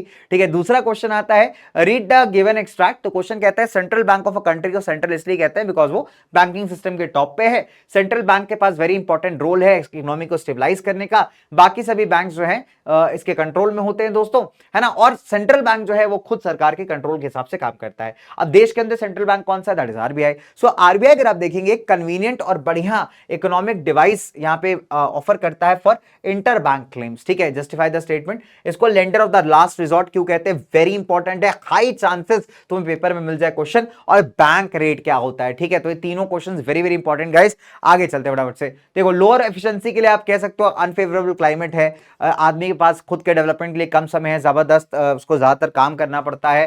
प्लेस ऑफ वर्क अगर आप देखोगे बहुत ज्यादा हाइजीनिक एंड हेल्दी नहीं होती, that is also a reason guys. ठीक है, एजुकेशन ट्रेनिंग नहीं होता, कई बार कम वेजेस मिलते हैं दोस्तों। ठीक है, तो ये कई सारे फैक्टर्स आप यहाँ पे लो एफिशिएंसी के लिए लिख सकते हो। फिर let's talk about RBI guys. अब आरबीआई अगर आप देखेंगे इंटरनली भी जो है चीजों को बड़ा इंटरनल जो इंटर बैंक क्लेम्स होते हैं उनको हैंडल कैसे करता है ये समझते हैं। सो ये क्या एक सेंट्रल क्लियरेंस एजेंसी है, ठीक है। इसका काम है बहुत ही स्मूथ तरीके से जो है ना बैंक्स के बीच में जो ट्रांजेक्शन हो रहे हैं उसको सेटल करवाना। जैसे कैसे करता है सारी चीजें, जैसे आरटीजीएस के थ्रू रियल टाइम आपका ग्रॉस ट्रांसफर हो गया या नेफ्ट हो गया आपका, है ना, जिससे क्या होता है कि यार हमारे जो इंटर बैंक सेटलमेंट्स उसमें फटाफट से अपने ट्रांजेक्शन भी हो जाए और मार्जिन ऑफ एरर भी थोड़ा कम रहे। तो इस तरीके से आप आंसर लिख सकते हो। सेंट्रल बैंक को लेंडर ऑफ लास्ट रिजॉर्ट क्यों कहते हैं दोस्तों, बहुत सिंपल सा लॉजिक है। अगर मान लीजिए कोई भी कमर्शियल बैंक को कुछ फंड चाहिए, पैसा चाहिए, उस बाकी सब जगह से रेस करने में फेल हो जाता है, तो आखिरी टाइम वो सेंट्रल बैंक से लोन ले सकता है दोस्तों, है ना। उसके बदले में उसको कुछ सिक्योरिटीज वगैरह वहां पे रखनी पड़ेंगी एज अ कोलैटरल आप कह लीजिए, ठीक है। और by offering loans to commercial banks in case of emergency, central bank insure करता है कि देश का जो बैंकिंग सिस्टम है वो यहाँ पे ज्यादा कोलैप्स ना हो दोस्तों, ठीक है। चलिए, बैंक रेट क्या होता है, वो रेट होता है जिस रेट पे सेंट्रल बैंक कमर्शियल बैंक्स को यहाँ पे पैसा देता है, ठीक है। सो ये वो आपका इंटरेस्ट रेट है, आप मान लीजिए, जिसपे हमारा जो सेंट्रल बैंक है आरबीआई है वो हमारे कमर्शियल बैंकों को क्या करेगा, पैसा देगा दोस्तों, है ना, विदाउट एनी कोलैटरल, है ना, as a lender of the last resort. ये इन्फ्लुएंस करता है overall interest rates in the economy, ठीक है। तो बहुत इंपॉर्टेंट है दोस्तों ये चीज, ठीक है। जैसे बहुत ज्यादा मान लीजिए कमर्शियल बैंक लोन्स दे रहे हैं, है ना, बट वो रिटर्न नहीं कर पा रहे, है ना, और इनको और पैसा चाहिए, तो ऐसे में अगर आप देखोगे आरबीआई बैंक रेट बढ़ा देगा, बैंक रेट बढ़ जाएगा, कमर्शियल बैंक को लोन महंगा पड़ेगा, तो ऑब्वियस सी बात है वो आगे नहीं देंगे। तो इस तरीके से इन्फ्लेशन कंट्रोल मेजर्स का भी काम कर सकता है, ठीक है। आगे चलते हैं दोस्तों, लेट्स मूव फर्दर, ठीक है। अब जल्दी से हम लोग फटाफट से बढ़ेंगे आगे, फटाफट से अगले क्वेश्चन पे बढ़ेंगे, ठीक है। तो सेक्शन है 40 नंबर का पूरा पूरा बढ़िया अपना, ठीक है। सो अगर रेट आपका टैक्स का जो है फॉल कर रहा है इनकम के इंक्रीज के साथ, इसको हम क्या कहते हैं, इसको हम कहते हैं रिग्रेसिव, है ना। और वही अगर इनकम के बढ़ने के साथ साथ बढ़ता जा रहा हो तो उसको हम कहेंगे प्रोग्रेसिव। अगला सवाल दोस्तों यहां पे आगे चलते हैं, which is an assumption of law of demand. देखो लॉ ऑफ डिमांड का अजम्पशन हम लोग क्या मानते हैं कि यहां पे जो है क्या हो रहा है कि कोई भी चेंज नहीं आ रहा कॉम्पोजिशन और साइज ऑफ द पॉपुलेशन में दोस्तों यहां पे, ठीक है। चलिए, तो अगर आप देखेंगे लॉ ऑफ डिमांड क्या कहता है कि सिर्फ प्राइस चेंज हो रहा है, बाकी सारे फैक्टर्स कांस्टेंट हो जा रहे हैं, ठीक है। चलिए आगे बात करते हैं, essential feature of barter system तुमको पता है, डबल कोइंसिडेंस ऑफ वांट्स। इसका मतलब क्या है दोस्तों कि मान लीजिए फॉर एग्जांपल मुझे गेहूं खरीदना है और मेरे पास जूते हैं, तो पहली बात तो मुझे ऐसे इंसान को ढूंढना पड़ेगा जिसको जूते का रिक्वायरमेंट हो और उसके पास गेहूं। तो हम जब एक दूसरे की कमोडिटीज को हम जब सेल एंड बाय करने को रेडी होंगे, है ना, तभी हमारा ट्रांजैक्शन हो पाएगा। तो यही जो कंडीशन है तुम्हारा, इसको हम कहते हैं the double coincidence of wants, ठीक है। आई बात समझ में, तो वेरी वेरी इंपॉर्टेंट। अगर लेबर यहां पे एक दिन के लिए काम नहीं करेगा तो क्या हो जाएगा, इसका एक दिन का लेबर लॉस्ट हो जाएगा, ठीक है। ऑब्वियस सी बात है। देखो लेबर क्या होता है, लेबर इंसान नहीं है दोस्तों, लेबर वो काम है जो एक इंसान परफॉर्म कर रहा है। अब मान लो एक दिन आदमी छुट्टी मार लिया, जैसे मैं ही पढ़ाने नहीं आया मान लो, तो मेरा एक दिन का लेबर क्या हो गया, वेस्ट हो गया, मुझे वापस नहीं आ सकता। तो लेबर क्या होता है, लेबर पेरिशेबल इन नेचर होता है। क्वेश्चन अगर 2 नंबर में आ जाए तो भी यही पॉइंट बना के आप लिखोगे। आगे चलते हैं, with reference to the perfect competition of market choose the odd one out, ठीक है। देखो परफेक्ट कंपटीशन के अंदर ऑब्वियस सी बात है क्या क्या कैरेक्टर्स होते हैं कि पहली बार large numbers of buyers and sellers है, एक जैसे प्रोडक्ट्स हैं, है ना, एंट्री एग्जिट बिल्कुल फ्री है दोस्तों, और परफेक्टली आप जो है रिसोर्स को मूव कर सकते हो, तो restricted entry is not right. Identify the degree of elasticity from the supply curve, ठीक है। सप्लाई कर्व आपको दे दिया गया है दोस्तों यहाँ पे, तो अगर आप देखेंगे कौन सा इलास्टिसिटी होगी यहाँ पे, यूनिट इलास्टिक होगा, ठीक है। यूनिट इलास्टिक का मतलब क्या होता है, जो परसेंटेज चेंज आपका सप्लाई का वो परसेंटेज चेंज ऑफ प्राइस के बराबर हो जाए, ठीक है, तो उसको हम कहते हैं यूनिट सप्लाई, ठीक है, यूनिट सप्लाई कर्व, इस तरीके से, ठीक है। ES equals to 1। आगे चलते हैं, मारुति टाटा हुंडई किसका एग्जांपल है दोस्तों, ये एग्जांपल है ओलिगोपोली का। लगभग सेम चीज बना रहे हैं लेकिन थोड़ा थोड़ा डिफरेंशिएशन आपको इनकी गाड़ियों में दिख जाएगा, ठीक है। आगे चलते हैं, with price being the same and increase in the price of inputs will lead to dash. देखो बहुत सिंपल सी बात है कि आपका जो प्राइस है वो आपका सेम है, लेकिन जो आपके इनपुट्स हैं उनका प्राइस बढ़ गया, तो ऐसे में सप्लाई कर्व कहां शिफ्ट करेगा दोस्तों, यहां पे सप्लाई कर्व आपका लेफ्ट की तरफ शिफ्ट करेगा, ठीक है। बहुत सिंपल सा लॉजिक है, ठीक है। तो यहां पे हमने क्या देखा कि प्रॉफिट आपका रिड्यूस हो जाएगा, है कि नहीं, बिकॉज कॉस्ट ऑफ प्रोडक्शन आपकी बढ़ती जा रही है। सो यहां पे कंपनीज क्या करेंगे दोस्तों, लेस जो है कमोडिटीज को सप्लाई करेंगे एट द गिवन प्राइस, ठीक है। चलिए, तो इस वजह से हमने क्या देखा, लेफ्ट वर्ड शिफ्ट आपको दिखेगा।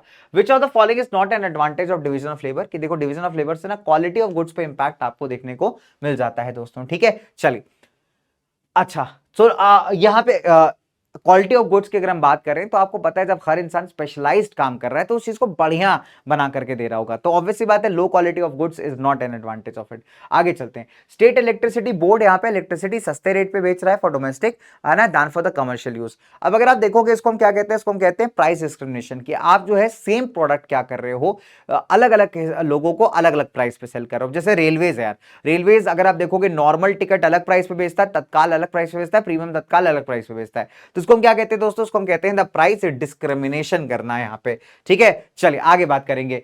ईयर 2023 को इंटरनेशनल ईयर ऑफ मिलेट्स मनाया गया था। गवर्नमेंट ने डिसाइड किया कि हम प्रोडक्शन को सब्सिडाइज कर देंगे, मतलब अगर जो खर्चा आ रहा है उसमें से थोड़ा हम कंट्रीब्यूट कर देंगे। तो ऐसे में क्या होगा, सप्लाई आपका कर्व क्या करेगा, सप्लाई इंक्रीज कर जाएगी ना दोस्तों। ऐसे में तो आपका जो कर्व है वो किस तरफ शिफ्ट हो जाएगा, शिफ्ट टू द राइट करेगा, याद रखिएगा। तो ठीक है, चलिए बिकॉज सेम प्राइस पे कभी क्या है, फार्मर ज्यादा प्रोड्यूस कर रहे हैं क्योंकि कॉस्ट ऑफ प्रोडक्शन लो हो गई है, सरकार सपोर्ट कर रही है, तो ऑब्वियसली बात है ज्यादा सप्लाई करने का ट्राई किया जाएगा यहाँ पे, ठीक है। चलिए आगे बात करते हैं दोस्तों। Mister Rao needs to pay licence fee to the government to start as electric vehicle shop and some documents to meet the safety norms. Revenue earned by the government, obviously बात है आरटीओ वगैरह के पास जाओगे तो क्या हो जाएगा, एडमिनिस्ट्रेटिव रेवेन्यू होगा। Right which allows the consumer to receive due consideration at appropriate forum relating to his or her welfare. तो ऑब्वियसली बात है राइट टू बी हर्ड, आप जा सकते हो कंज्यूमर फोरम अप्रोच कर सकते हो दोस्तों यहाँ पे, ठीक है। आगे चलते हैं। Elasticity of demand for school bag will be, यार देखो सिंपल सी बात है, बच्चा स्कूल जाएगा तो उसको बैग चाहिए, तो ऐसी डिमांड क्या होने वाली है आपकी, इनइलास्टिक होने वाली, कोई फर्क नहीं पड़ेगा ना उससे। State Bank of India is under financial crisis and borrows money from central bank at certain rate against approved securities, it will be called as, obviously बात है दोस्तों बैंक रेट है ना, जब कभी कोई कमर्शियल बैंक आरबीआई से बोरो करता है तो उसको हम कहते हैं बैंक रेट पे बोरो करना, ठीक है। If Coke and Fanta are close substitute to each other, a rise in price of Coke will lead to dash for Fanta. Obviously बात है यार, अगर आदमी का कोक का प्राइस बढ़ जाएगा तो आदमी जो है फैंटा पे शिफ्ट हो जाएगा, डिमांड बढ़ जाएगी फैंटा की, है कि नहीं। आगे बढ़ते हैं दोस्तों। दो causes of growth of public expenditure, देखो पहली बात पब्लिक एक्सपेंडिचर तुम्हें आप एक्सप्लेन करना है कि क्या होता है, सरकार कहां का खर्चा करती है। दूसरी बात जैसे आपका पॉपुलेशन बढ़ेगा, डेवलपमेंट प्रोग्राम्स बढ़ेंगे, आपको पता है सरकार इन पे स्पेंडिंग अपनी बढ़ा देगी, ठीक है। चलिए तो उसको आप एक्सप्लेन करोगे। फंडेड डेब्ट्स क्या होते हैं, लॉन्ग टर्म लोन्स होते हैं, 1 ईयर का पेमेंट ड्यू डेट होता है जिसको हम फंडेड डेब्ट्स कहते हैं, ठीक है। कि 1 साल का आपका पेमेंट डेट है, ठीक है, लॉन्ग टर्म के लिए आपको दिया गया, साल भर के लिए लोन दिया गया दोस्तों। यहाँ पे सरकार क्या करेगी, एक डेप्ट फंड यहाँ पे क्रिएट करेगी एंड उस पर्टिकुलर डेप्ट फंड के अंदर पैसा डिपॉजिट करती रहेगी, ठीक है, एनुअली अगर आप देखोगे, ठीक है, सो दैट यहाँ पे क्या हो सके, साल भर के बाद जो है आप यहाँ पे डेप्ट को पे ऑफ कर पाओ दोस्तों, राइट। और एक बार जब डेप्ट मैच्योर हो गई, मतलब साल भर पूरा हो गया, तो वही जो डेप्ट फंड आपने क्रिएट किया था उससे पैसा पे कर दिया जाएगा। अच्छा क्वेश्चन है। मार्केट को हम इकोनॉमिक्स में कैसे डिफाइन करते हैं दोस्तों, एक होल एरिया जहां पे बायर्स एंड सेलर जो है एक दूसरे से इंटरेक्ट करते हैं, है ना, और यहाँ पे एक ट्रांजेक्शन होता है, मतलब बायर सेल करता है और क्या बायर जो है अपनी चीजों को बेचता है, जो बायर है बेटा वो खरीदता है जाकर के, और सेलर क्या करता है, अपनी चीजों को यहाँ पे बेच देता है, ठीक है। तो सेल एंड परचेज जहां पे हो रही है उसको हम कहते हैं मार्केट। स्टेट ऑफ रनिंग और hyper inflation any economy is very harmful production.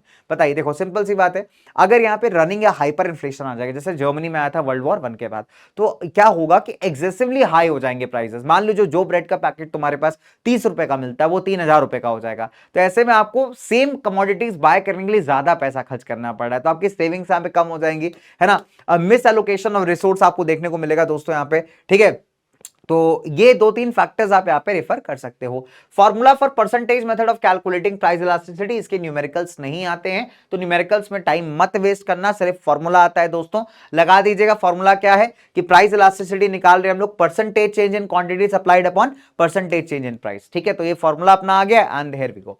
आगे चलते हैं। वॉकिंग इन्फ्लेशन क्या होता है, increase in the average price level of a commodity, है ना, किसके फैक्टर पे, कंट्रोल्ड रेट पे, जिससे क्या हो रहा है आपका इमीडिएटली जो आपकी इकोनॉमी थ्रेटन नहीं हो रही, ठीक है। सो वॉकिंग इन्फ्लेशन अगर आप देखोगे तो हम लोग ऐसे इन्फ्लेशन रेट की बात करते हैं जहां पे इन्फ्लेशन का रेट जो है आपका 3 से 10% के बीच में हो, ठीक है। चलिए नाउ अब आगे बात कर लेंगे फटाफट से कि what does RTI stand for, तो आपको पता है that is right to information, ठीक है। What provision is provided under RTI, RTI एक फंडामेंटल अधिकार है हमारा, ठीक है। साथ ही साथ अगर आप देखोगे तो हम यहाँ पे इंफॉर्मेशन एक्सेस कर सकते हैं पब्लिक डिपार्टमेंट्स के रिगार्डिंग, ठीक है। कोई भी इंडियन सिटीजन जो चाहता है कि सरकार का जो से रिगार्डिंग कोई इंफॉर्मेशन चाहिए, उसके लिए आप आरटीआई एप्लीकेशन फाइल कर सकते हो, ठीक है। हायर अथॉरिटी के पास भी आप जा सकते हैं दोस्तों अगर आप अनहैप्पी हैं इंफॉर्मेशन से, एंड एडिशनली आरटीआई आपको अलाउ करता है कि आप इंफॉर्मेशन को एक्सेस कर पाओ प्रिंट आउट्स के थ्रू, टेप्स के थ्रू, मीडियाज के थ्रू, ठीक है। बट सरकारें यार कई बार इसमें रिलक्टेंट बहुत होती हैं शेयर करने को लेकर के, तो आरटीआई इंपॉर्टेंट है, आरटीआई से क्वेश्चन आपको पेपर में बनता हुआ दिख जाता है दोस्तों, ठीक है। आगे चलते हैं। Analyse the graphs and identify the type of elasticity of demand here, ठीक है। तो नंबर 1 पिक्चर 1 पिक्चर 2 दिया हुआ, देखो पहला डिमांड अगर आप देखोगे तो आपको परफेक्टली इलास्टिक डिमांड दिखेगा, दूसरा अगर आप देखोगे दोस्तों तो परफेक्टली इनइलास्टिक है, ठीक है। चलिए आगे बात करते हैं। लीगल डेफिनेशन ऑफ मनी दोस्तों, मनी क्या है, money is defined in terms of currency या नोट्स, है ना, जिसको सरकार बैक कर रही हो, लीगली टेंडर्ड हो, गवर्नमेंट जब तक नहीं बोलेगी तब तक कोई मनी का वैल्यू यहाँ पे नहीं रहने वाला, ठीक है। चलिए इंटरनल एक्सटर्नल डेप्ट, एक दूसरे से डिफरेंस कैसे होती है बच्चे, इंटरनल डेप्ट अगर आप देखोगे पब्लिक लोन से, जो गवर्नमेंट जो है देश की इश्यू कर रही है, दैट इज गवर्नमेंट बोरो कर रही है डोमेस्टिक इंस्टीट्यूशन से, ठीक है। और एक्सटर्नल का मतलब होता है जब किसी बाहर या फॉरेन इंस्टीट्यूशन से सरकार बाय करती है, बोरो करती है दोस्तों चीजों को, बेसिकली बोरो करती है, लोन उठा लिया IMF से, वर्ल्ड बैंक से, इस टाइप के इंस्टीट्यूशन से, उसे कहा जाता है बेटा आप एक्सटर्नल डेब्ट, ठीक है। State weather the following statement is true or false, give a reason.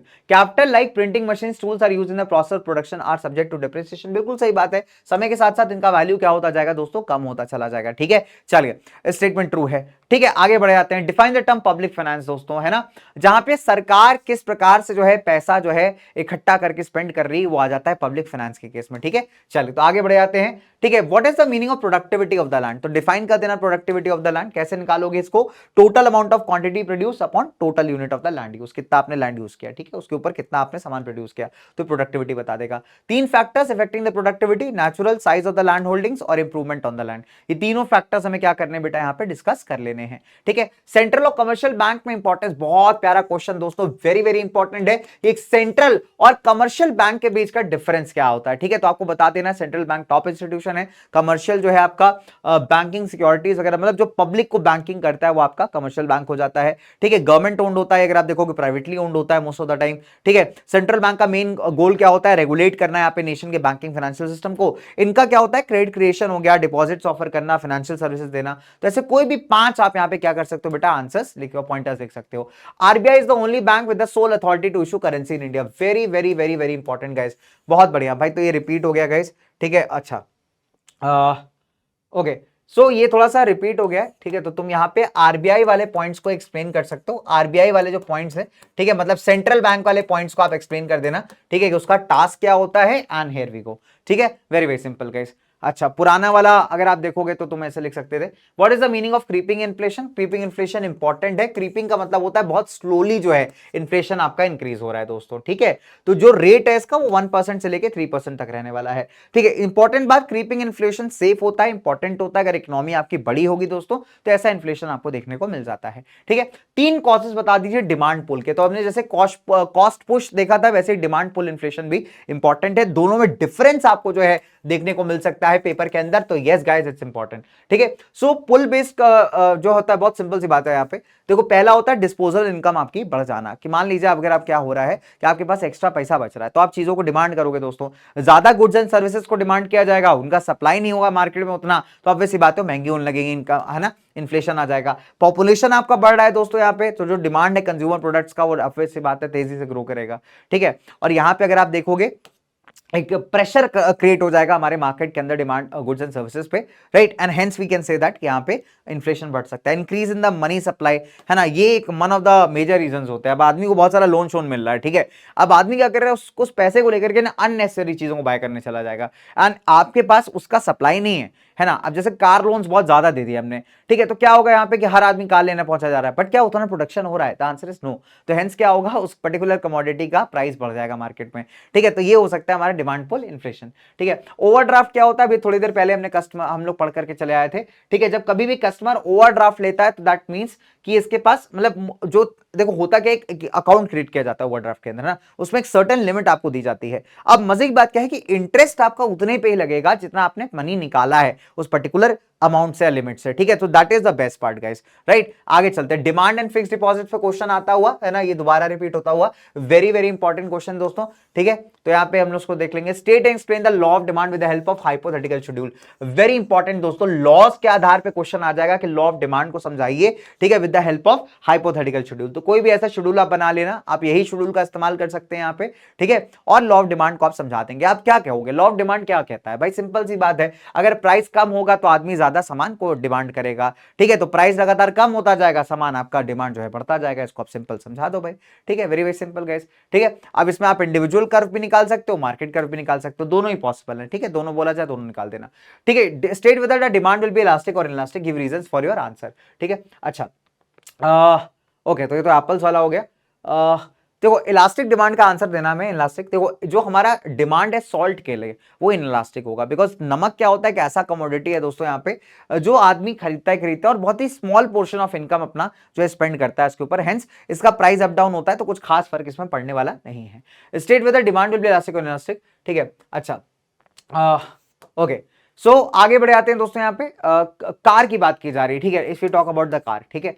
सो अच्छा आगे, कार और सॉल्ट में अगर आप देखोगे तो ऑब्वियसली बात है, कार का जो डिमांड है दोस्तों यहाँ पे क्या होने वाला है, अगेन इलास्टिक डिमांड होगा, ठीक है, बिकॉज कमोडिटीज जिनका पोस्टपोन कंजम्पशन होता है उनका जनरली आप मान लीजिएगा कि एक इलास्टिक डिमांड क्रिएट होता है, ठीक है। Define labour as a factor production, तो लेबर के फीचर्स आप यहाँ पे एक्सप्लेन कर दोगे गाइस, ठीक है। आगे चलते हैं, mention 3 decision making functions of an entrepreneur, important question है कि 3 डिसीजन मेकिंग फंक्शंस आप बताइए इंपॉर्टेंट इसका एंटरप्रेन्योर के, इस पे क्वेश्चन आया भी है लास्ट ईयर, पीवाईक्यू पूछा गया दोस्तों, वेरी इंपॉर्टेंट। रिस्क असेसमेंट करना, मैनेजमेंट करना, फाइनेंशियल चीजों को मैनेज करना, रिसोर्स किसको कैसे एलोकेट किया जाएगा वो यहाँ पे एंटरप्रेन्योर डिसाइड करता है, तो इसको आप एक्सप्लेन कर दोगे guys, and there we have the answer.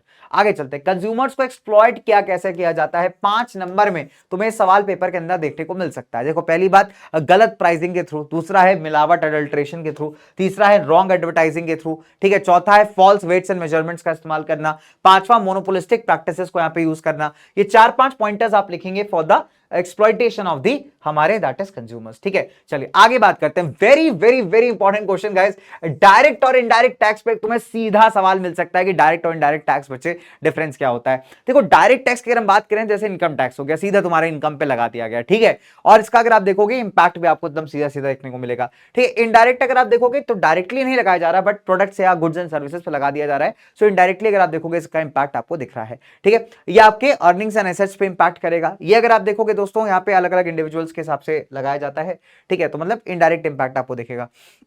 अच्छा अब यहां पे क्या है, लोग टैक्स से बचने का ट्राई करते हैं कि वो डायरेक्ट टैक्स है, ठीक है, फेक करके चीजों को इस तरीके से ऐसे ना अपनी इनकम छुपा करके, यहां पे आप बच नहीं सकते बिकॉज इनडायरेक्टली ये ऐड किया गया है, ठीक है। ऐसे ही 2 पॉइंटर्स आप बेटा यहाँ पे और यहाँ पे लिख करके आ सकते हो, तो 5 पॉइंटर्स, 5 नंबर का क्वेश्चन आएगा डायरेक्ट इनडायरेक्ट का, वेरी वेरी इंपॉर्टेंट गाइस, आपको लिख करके आना है, ठीक है। आगे चलते हैं, प्रोपोर्शनल टैक्सेस क्या होता है, देखो टाइप्स ऑफ टैक्सेस पे क्वेश्चन आने के चांसेस बहुत ज्यादा है, ठीक है। सो जब टैक्स रेट आपका कांस्टेंट रहता है, मतलब आप ये मान लीजिए कि हमारा जो इनकम बढ़ता जा रहा है, ठीक है, लेकिन टैक्स रेट सेम है, अब तुम 5 लाख कमा रहे हो तो भी 20% टैक्स दोगे, 10 कमा रहे हो तो भी 20% दोगे, 15 कमा रहे हो तो भी 20% दोगे, 20 लाख कमा रहे हो तो भी 20% ही आप टैक्स यहाँ पे देने वाले हो, ठीक है। चलिए आगे बात कर लेते हैं, explain 3 features of monopoly market, तो मोनोपोली मार्केट में सिंगल सेलर होगा, प्राइस मार्केट होती है, मतलब यहाँ पे ऑब्वियस सी बात है जो प्राइस मेकर होता है, क्योंकि यार एक ही बंदा यहाँ पे क्या कर रहा है, चीजें सेल कर रहा है, तो अपने हिसाब से प्राइसेस को यहाँ पे डिसाइड कर पाएगा। तीसरी बात, प्राइस डिस्क्रिमिनेशन होने के चांसेस बहुत ज्यादा होते हैं, क्योंकि हो सकता है कि मतलब जो सेम सेलर है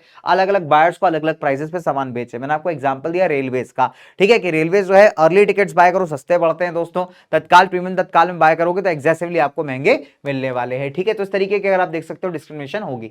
मार्केट सप्लाई का मतलब होता है, देखो सिंपल सा लॉजिक, एक सर्टेन प्राइस है आपका मार्केट में, उस प्राइस पे है ना टोटल कितना सप्लाई किया जा रहा है बाय एवरीवन, तो वो हमारा निकालता है मार्केट सप्लाई, ठीक है, कि जितने भी फर्म्स है मार्केट के अंदर वो कितना जो है यहाँ पे विल कर रहे हैं कि टू प्रोड्यूस, है ना, offer for sale at a particular price, उसको हम कहते हैं यहाँ पे मार्केट सप्लाई, ठीक है। चलिए explain 3 factors affecting supply of commodity, price हो सकता है, इनपुट प्राइसेस जो कॉस्ट ऑफ प्रोडक्शन के लिए इस्तेमाल होते हैं, अगर मान लीजिए फॉर एग्जांपल दाम अच्छा नहीं है मार्केट के अंदर, कॉस्ट ऑफ प्रोडक्शन राइज हो गया, तो उस पर्टिकुलर दाम पे सप्लाई रिड्यूस हो जाएगी, आदमी कम सप्लाई करेगा उस प्रोडक्ट को, है ना, ठीक है। अगर किसी चीज का दाम बढ़ गया मार्केट में तो ऑब्वियसली बात है आदमी ज्यादा सप्लाई करके उसका प्रॉफिट निकालने का ट्राई करेगा, ठीक है। तीसरा टैक्सेशन एंड सब्सिडीज, ठीक है, तो वेरी वेरी इंपॉर्टेंट, अगर बहुत हाई टैक्सेस होंगे तो ऑब्वियसली बात है कॉस्ट ऑफ प्रोडक्शन बढ़ जाएगी, और ऐसे में ऐसे प्रोडक्ट को इंसान कम ही प्रोड्यूस और सप्लाई करना चाहेगा, सब्सिडी मिलेगी, छूट दी जाएगी टैक्सेस के अंदर, तो ऑब्वियसली बात है सप्लाई आपका इंक्रीज होगा, याद रखिएगा, ठीक है। Read the extract, food adulteration पे क्वेश्चन आ गया दोस्तों, in order to secure consumer rights क्या ड्यूटीज कंज्यूमर्स को फुलफिल करनी चाहिए,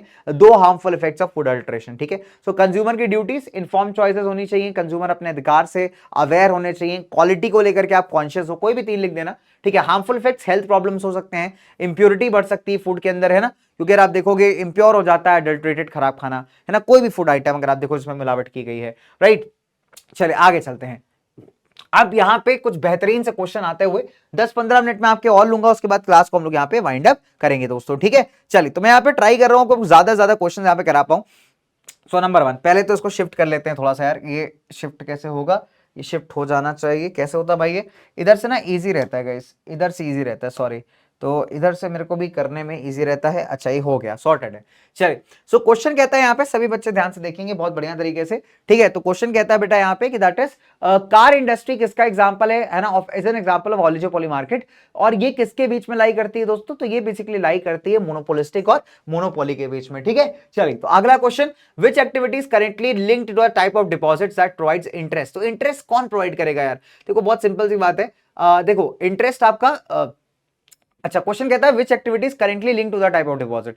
सेविंग्स में इंटरेस्ट हाई होता है, गलत बात है। फिक्स में लो होता है, गलत बात है।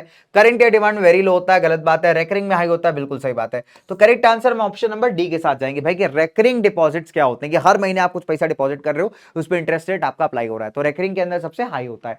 Assertion reason, subsidies were needed to encourage startups, any new technology will help in increasing the supply of the goods. अब ये अपने आप में बच्चे बड़ा कह सकते हो ठीक बात है, लेकिन एक दूसरे को एक्सप्लेन नहीं कर रहा है, तो ऑप्शन नंबर बी के साथ जाएंगे। अगला क्वेश्चन दोस्तों, tax is the primary source of government revenue used to provide services, therefore those who pay tax should not use government services। तो ऑब्वियस बात है, पहला ही स्टेटमेंट गलत हो गया है। जो टैक्स देता है वो सरकार सर्विसेज क्यों नहीं यूज करेगा। सो ऑब्वियस सी बात है दोस्तों, यहाँ पे ए तो आपका फॉल्स हो गया, ठीक है, बहुत सिंपल सा लॉजिक है, right. So public goods are for the use of entire population respective of whether they pay tax और नॉन पे, ठीक है, बिल्कुल सही बात है। आर आपका ट्रू है, लेकिन ए आपका यहाँ पे फॉल्स हो जाता है बेटा यहाँ पे, ठीक है। चलिए आगे चलते हैं, अगले सवाल पे चलते हैं, ठीक है। तो अगला सवाल क्या कहता है मेरे भाई, अगला सवाल कहता है यहाँ पे कि the currency notes of denomination 500 and 100 were banned as legal tendered on 8 November 2016। Demonetisation channelise the savings of individuals into the formal financial system. अब बड़ा इंटरेस्टिंग क्वेश्चन है दोस्तों, यहाँ पे हमारा क्वेश्चन नंबर 5 की बात की जाए तो क्वेश्चन कहता है the currency notes of denomination 500 and 100 were banned as legal tender money on 8 November 2016। यार देखो टेक्निकली अगर आप देखो जाए तो यहाँ पे 1000 मिसिंग है, ये 1000 होना चाहिए था रादर देन 100, तो उस हिसाब से स्टेटमेंट 1 हो जाता है ना, और तब आप देखोगे दोनों स्टेटमेंट्स हमारे ट्रू हो जाते हैं, ठीक है। आगे चलते हैं दोस्तों, ठीक है, तो let's move to the next question. आगे चलते हैं, क्वेश्चन नंबर 6 पे चलते हैं। असर्शन कहता है expenditure done by government on various schemes like PM care, Beti Bachao वगैरह रेवेन्यू एक्सपेंडिचर का एग्जांपल है। It is expenditure that neither creates assets not reduces the liabilities of the सरकार। तो बताओ क्या होना चाहिए इसका आंसर यहाँ पे, ठीक है। So correct answer is very very simple. Question कहता है कि भाई पहला स्टेटमेंट दूसरा स्टेटमेंट, राइट। अच्छा, अब सवाल अगर देखा जाए यहाँ पे तो भाई रेवेन्यू एक्सपेंडिचर के अंदर दोस्तों मतलब ये नहीं आ रहा, मतलब इस तरीके से आप देखो पहला स्टेटमेंट तो सही है कि भाई ये तो हमारा रेवेन्यू एक्सपेंडिचर है, ठीक है। अब क्वेश्चन कह रहा है कि इट इज द एक्सपेंडिचर जो कि ना तो एसेट क्रिएट करता है ना लायबिलिटी रिड्यूस करता है, तो ये स्टेटमेंट आपका बच्चे गलत है, ठीक है। सो बोथ मतलब A is true and R is false, तो ऑप्शन नंबर सी के साथ आप यहाँ पे जा सकते थे कि A is true and R is false, ठीक है। आगे चलते हैं दोस्तों, GST was introduced to simplify and unify the direct tax system, ठीक बात है, बिल्कुल सही बात है। It is expected to that GST will reduce the overall tax burden of producers. भाई ये भी बात कहीं ना कहीं सही है। क्यों सही है, मैं आपको रीजन बताता हूं। क्योंकि जीएसटी में क्या होता है, अब मान लो तुम कोई सामान खरीदने गए भाई, ठीक है, उस पर 18% जीएसटी, जैसे तुम मान लो खाना खाने गए, खाना खाने पे भी क्या हो, रेस्टोरेंट पर जीएसटी रिड्यूस होकर 5% हो गया, और वो 5% कौन पे कर रहा है, तुम पे करोगे भाई। से वहां पे प्रोड्यूसर नहीं पे कर रहा है, रेस्टोरेंट का मालिक नहीं पे कर रहा है दोस्तों, तुमसे कलेक्ट कर रहा है। तो प्रोड्यूसर के ऊपर जो टैक्स बर्डन अगर आप देखेंगे उसे थोड़ा सा शिफ्ट यहाँ पे कर दिया गया है, राइट। चलिए, तो both statement 1 and statement 2 are absolutely correct. आगे चलते हैं दोस्तों, ठीक है। अब क्वेश्चन कहता है कि which shows an essential characteristic of competitive markets, ठीक है। तो कॉम्पिटिटिव मार्केट की अगर बात की जाए और मोनोपोली मार्केट की बात की जाए, सो दोस्तों कॉम्पिटिटिव मार्केट्स में अगर आप देखोगे तो यहाँ पे जो है बायर्स भी आपके काफी ज्यादा होंगे। मोनोपोली के अंदर जो है सिंगल सेलर होगा, ठीक है। तो ऑब्वियसली बात है सिंगल बायर तो नहीं हो सकता, है ना। तो करेक्ट आंसर क्या है, सबसे बढ़िया मैच कौन कर रहा है, ऑप्शन नंबर ए, कि बायर्स भी आपके काफी ज्यादा होंगे, ठीक है। और यहाँ पे मोनोपोली के अंदर सेलर लेकिन आपका सिंगल होगा। क्रीपिंग इन्फ्लेशन, जस्ट अभी क्वेश्चन हमने किया और उस पर बार बार सवाल उठा रहा है एसएससी, तो yes guys this is important. So creeping inflation का मतलब, क्रीपिंग मतलब धीरे धीरे धीरे धीरे आपकी चीजें बढ़ रही हैं, है ना। तो that is a very gradual and study rise in the general price level, ठीक है। इसके बाद question theory of demand and supply से क्वेश्चन है बच्चों, ठीक है। तो above diagram shows a dash relationship between demand and price. तो क्वांटिटी डिमांडेड यहाँ पे लिखा हो, प्राइस दिखाओ भैया। 100 रुपए कोई सामान था दोस्तों, 100 रुपए का सामान था, तो जो है यहाँ पे लगभग काफी ज्यादा क्वांटिटी बाय की जा रही है। 120 हुआ तो और क्वांटिटी कम हुआ, है ना। 150 हुआ और कम हुआ, फिर और कम हुआ, फिर और कम हुआ। तो ऑब्वियस सी बात है यहाँ पे किस प्रकार का रिलेशनशिप आपको दिखता हुआ दोस्तों यहाँ पे, है ना। बहुत ही सिंपल सा लॉजिक है। It's an very very inverse relationship, है ना, कि एक चीज बढ़ रही है तो दूसरी चीज कम हो जा रही है, इसको हम कहते हैं इनवर्स होना। प्राइस बढ़ रहा है, डिमांड क्या हो रही है, फॉल होती जा रही है। कोपरा के अंडर कितने टीयर का सिस्टम है दोस्तों, आपको पता होगा, नेशनल, स्टेट और हमारा जितना भी कहते हैं डिस्ट्रिक्ट लेवल, तीनों पे ही आपको रिड्रेसल सिस्टम मिल जाएगा। तो 3 tier system is there guys. आगे चलते हैं। Assertion, it is the responsibility of the consumer to buy only standard goods as they provide quality assurance. Consumers have certain responsibilities to follow and should keep a few things in mind while purchasing the goods and services. देखो ये statement तो बिल्कुल तुम्हारा right है दोस्तों, ठीक है। And obviously बात है, सरकार हमारे कंज्यूमर की भी जिम्मेदारियां बनती हैं। तो yes guys, both and R true and R is the correct explanation. Which of the following is not mentioned under COPRA 1986 as the right of the consumer, ठीक है। तो ऑब्वियसली बात है, ऊपर के 3 तो आपको राइट्स बिल्कुल ठीक है, लेकिन ब्रांडेड सामान लो प्राइस पे मिलेगा भैया, ये तुम्हारा कंज्यूमर अधिकार थोड़ी है यार, ये कौन सा अधिकार है भाई। ब्रांडेड सामान अगर आप जो है ले रहे हो तो उसके लिए आपको खर्चा करना पड़ेगा, प्राइस तो पे करना पड़ेगा, ठीक है। आगे चलते हैं फटाफट से। Identify incorrect statement about the function of central bank. It acts as a banker to government, custodian of the foreign exchange, it has no role in the money supply of the country, it issues the currency of the country. Obviously बात है दोस्तों, incorrect statement option number C है कि role नहीं है भाई, उसका तो पूरा पूरा रोल है दोस्तों। आगे चलते हैं, अगला सवाल। Which of the following was one of the objectives of demonetization 2016? To reduce and prevent the circulation of black money in the market, to increase the interest rate, to increase the value of the currency, to give new notes to the people of India। देखो objective बहुत clear था। अभी तुमने धुरंधर देखी होगी दोस्तों, तो धुरंधर के अंदर भी इसका रेफरेंस किया गया है, मोदी जी हमारे आए हैं, ठीक है। तो ब्लैक मनी को यहाँ पे रिड्यूस करना, टेररिज्म को काउंटर करना, फॉर जो आपकी फेक करेंसी है उसको यहाँ पे मार्केट से हटाना, तो यही सब इसके ऑब्जेक्टिव्स थे। आगे चलते हैं। Mister Rao is in the habit of saving money in various financial institutions for future prospect, which function of money is most likely linked to his savings, ठीक है। तो ऑब्वियसली बात है दोस्तों, यहाँ पे हमारे राव जो है अलग अलग फाइनेंशियल इंस्टीट्यूशन में पैसा सेव करते हैं दोस्तों। तो यहाँ पे कौन सा फंक्शन आपको होता हुआ दिखाई दे रहा है, ठीक है। ऑब्वियसली बात है, अलग अलग फाइनेंशियल इंस्टीट्यूशंस में पैसा जा रहा है, तो एक तरीके से स्टोर ऑफ वैल्यू, ठीक है, closely linked. Loan use for constructing dams by Bhakra Nangal productive for the government, ठीक बात है। Loan use for such products is income to the government. क्या लगता है आपको कि जो लोन इसके लिए उठाया जा रहा है वो इनकम टू द गवर्नमेंट है, ठीक है। तो answer is very very simple guys, कि दोनों ही स्टेटमेंट आपके ट्रू है, बिकॉज ये क्या है, प्रोडक्टिव डेप्ट होगी ना यार। भाखड़ा नंगल से अगर आप देखोगे, जो मतलब आप इरिगेशन के थ्रू पैसा कमा सकते हो, बिजली आप सेल कर सकते हो, ठीक है। तो यहां पे जो पैसा इन्वेस्ट किया जा रहा है वो ऑब्वियसली बात है सरकार के लिए इनकम सपोज है, ठीक है। Suppose India follow system that results from combination progressive proportional taxation, कौन सा टैक्स बनेगा, प्रोग्रेसिव एंड प्रोपोर्शनल टैक्स, दोनों को अगर आप मिला दो तो कौन सा बन जाएगा दोस्तों, हे टैक्स बन जाएगा आपका डिग्रेसिव टैक्स, ठीक है। Which of the this is a type of public डेब्ट in which the government pays regular interest but does not refund the principal amount, ठीक है। तो आप याद कर लीजिएगा, यहाँ पे इंटरेस्ट तो दे रही है दोस्तों यहाँ पे, लेकिन अगर आप देखेंगे तो सरकार जो है यहाँ पे क्या नहीं कर पा रही, प्रिंसिपल को रिफंड नहीं कर पा रही। तो ऐसे डेब्ट को हम कहते हैं इनरिडीमेबल डेब्ट, ठीक है। Dash standard aimed at least impact on environment. So दोस्तों एनवायरमेंट की बात की जा रही है। एगमार्क तो आपका एग्रीकल्चर हो गया, बीआईएस हो गया, bureau of Indian standards, ISI आपको पता है, इंडियन स्टैंडर्ड्स इंस्टीट्यूशन। तो हमारे पास कौन सा बच गया, इकोनॉमिकल और ecological related, that is eco mark. इस पे क्वेश्चंस आपको देखने को मिल सकता है, इवन आपका दिस थिंग पिक्चर बेस, ठीक है। आगे चलते हैं जल्दी से। चीप और अफोर्डेबल क्रेडिट इंपॉर्टेंट है, बिल्कुल सही बात है। Cheap credit encourages households to buy more than what they want. तो दोस्तों यार दूसरा स्टेटमेंट तो आपको सही नहीं है। देखो चीप क्रेडिट इंपॉर्टेंट है, that is a very well established fact, ठीक है, राइट। चीप क्रेडिट इंपॉर्टेंट है, लेकिन अगर आप देखेंगे सो कहीं ना कहीं ये this is not the right explanation, right. तो इस चीज को हम लेकर के चलेंगे ध्यान में कि both and R true but R is not the right explanation of A, ठीक है। तो इसके साथ लोग आगे बढ़ेंगे। आगे चलते हैं। Expenditure on elections incurred by the government is a significant aspect of democratic process, growth of democracy in India has led to increase in public expenditure. क्या ये बात सही है? तो दोस्तों अगर ध्यान से देखा जाए तो कह सकते हैं कि यार ये बात बिल्कुल सही है। जितना डेमोक्रेसी इंक्रीज हुआ है, ठीक है, खर्चा बढ़ा है इलेक्शंस और जितनी भी रिलेटेड ऑब्जेक्टिव्स उनको लेकर के, so yes will go with option number A, ठीक है। तो ऑप्शन नंबर ए के साथ हम लोग जाएंगे। आगे बढ़ते हैं दोस्तों, ठीक है। Decrease in the supply of the newspapers can be attributed to several factors including which of the following, ठीक है। Decrease in the supply of newspapers, इनमें से किस कारण से नहीं होगा? Increase in the price of paper used, decrease in the number of newspapers publishers, decrease in price of newspaper, increase in the future expected price. क्या लगता है तुम्हें क्या होना चाहिए दोस्तों यहाँ पे आंसर, ठीक है। तो करेक्ट आंसर होना चाहिए that is decrease in the price of the newspaper. तो क्वेश्चन यहाँ पे क्या कह रहा है कि आपका सप्लाई जो है बढ़ गया है, सॉरी डिक्रीज हुआ है। तो यहाँ पे डिक्रीज इन द प्राइस, हाँ ऑब्वियसली बात है, सप्लाई डिक्रीज हो गई, सप्लाई कम हो गई। मान लो 5 रुपया का न्यूज़पेपर आता था, 3 रुपए का हो गया। अब 3 रुपए में आदमी नुकसान थोड़ी जाएगा भाई, तो ऑब्वियसली बात है सप्लाई को क्या कर दिया जाएगा, डिक्रीज कर दिया जाएगा। आगे चलते हैं। Which of the following is not a characteristic of capital as a factor of production. तो capital as a factor of production का कैरेक्टरिस्टिक कौन सा नहीं है दोस्तों, ठीक है। तो आपको पता है दोस्तों कि कैपिटल जो है again not an active factor, ठीक है। Which of following is not a characteristic of capital, ठीक है। Which of the following statements about inferior goods are true. Inferior goods are those that a consumer intends to buy at any price, infinite goods are those that are bought by the low income group. Goods वो हैं जिनको direct relationship है income और demand का। तो क्या लगना चाहिए आपको, आंसर क्या होना चाहिए बच्चों यहाँ पे? तो देखो ऑब्वियस सी बात है, correct answer is option number D. तीनों ही बातें यहाँ पे बिल्कुल सही है मेरे प्यारे प्यारे बच्चों, याद रखिएगा इस चीज को, ठीक है। चलिए आगे बढ़ते हैं फटाफट से ना। यहां पे एंटरप्रेन्योर को बाकी फैक्टर्स से क्या डिस्टिंग्विश करता है? चार ऑप्शन है आपके पास, क्या होना चाहिए बेटा इसका आंसर? तो देखो बहुत सिंपल सी बात है, ऑप्शन नंबर सी पे जाएंगे, क्योंकि एंटरप्रेन्योर वो बंदा है जो बाकी सारे फैक्टर्स को कंबाइन करके गुड्स एंड सर्विसेज को प्रोड्यूस करता है। अगर डिमांड फॉर पेट्रोल इनइलास्टिक है तो प्राइस ऑफ पेट्रोल इंक्रीज कर गया, तो which of the following is likely to कर, ठीक है। आपको पता है यार, गाड़ी है तो आप पेट्रोल चलाओगे डाल करके, ठीक है।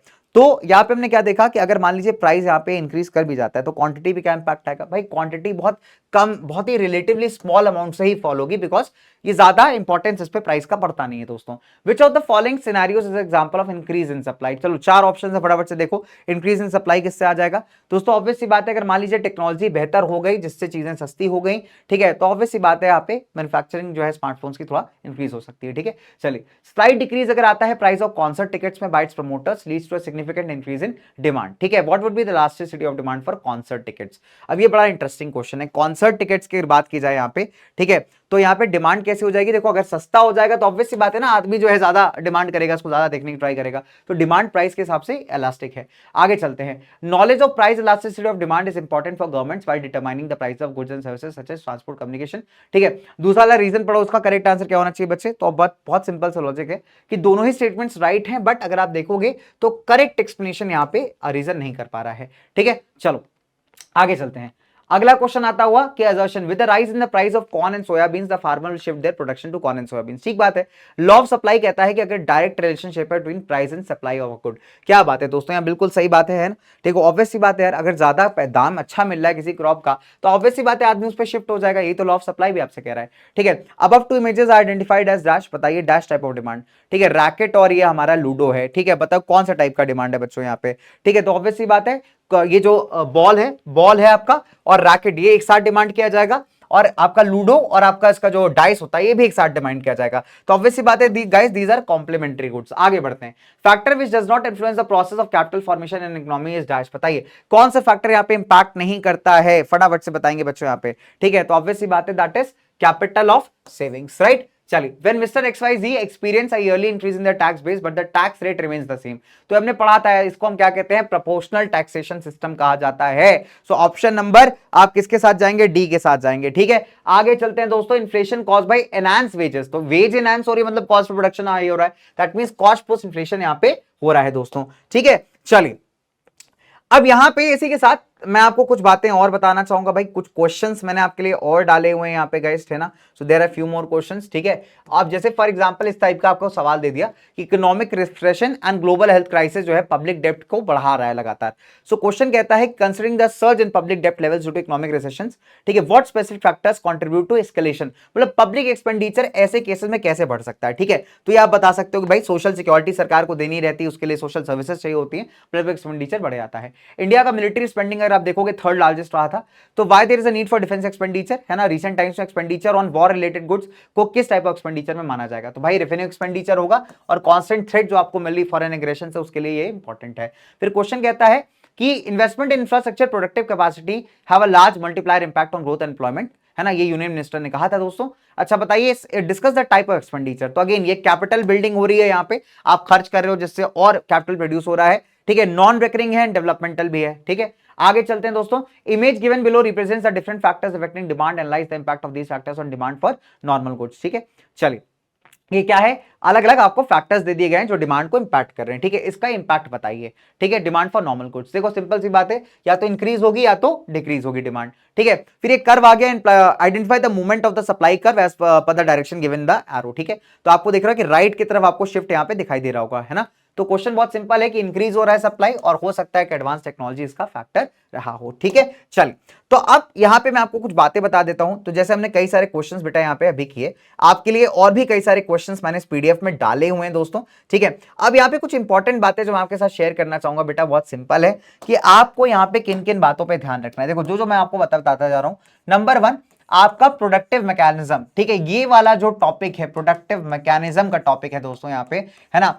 इससे आपको क्या क्या चीजें पढ़नी है, वेरी वेरी इंपॉर्टेंट गाइस। इससे क्वेश्चन कई बार लेबर को लेकर के आती है, ठीक है, लेबर को 1 मार्कर में पूछेगा, लेकिन जो एंटरप्रेन्योर है आपका, ठीक है, या फिर जो आपका कैपिटल है, इससे लॉन्ग आंसर्स आपको कई बार बेटा देखने को मिल जाते हैं जी, ठीक है। इसके अलावा अगर आप देखोगे दोस्तों यहां पे, तो हमारे पास जो सबसे इंपॉर्टेंट टॉपिक्स हैं आपका, ठीक है, एक तो हमारे बैंक्स हो गए। तो बैंक्स में दोस्तों याद रखिएगा, बैंक्स में क्वेश्चन मिलेगा आपको, सेंट्रल बैंक से क्वेश्चन मिलेगा इसके फीचर्स के ऊपर, ठीक है। इन्फ्लेशन कंट्रोल पे क्वेश्चन मिलेगा कि बताइए कैसे कैसे इन्फ्लेशन को जो है यहां पे कंट्रोल किया जा सकता है, इस पे सवाल मिलेगा तुम्हें, ठीक है। कमर्शियल बैंक्स की फंक्शनिंग पे सवाल मिलने के चांसेस बहुत ज्यादा हैं, कमर्शियल बैंक्स की अगर हम बात की जाए दोस्तों।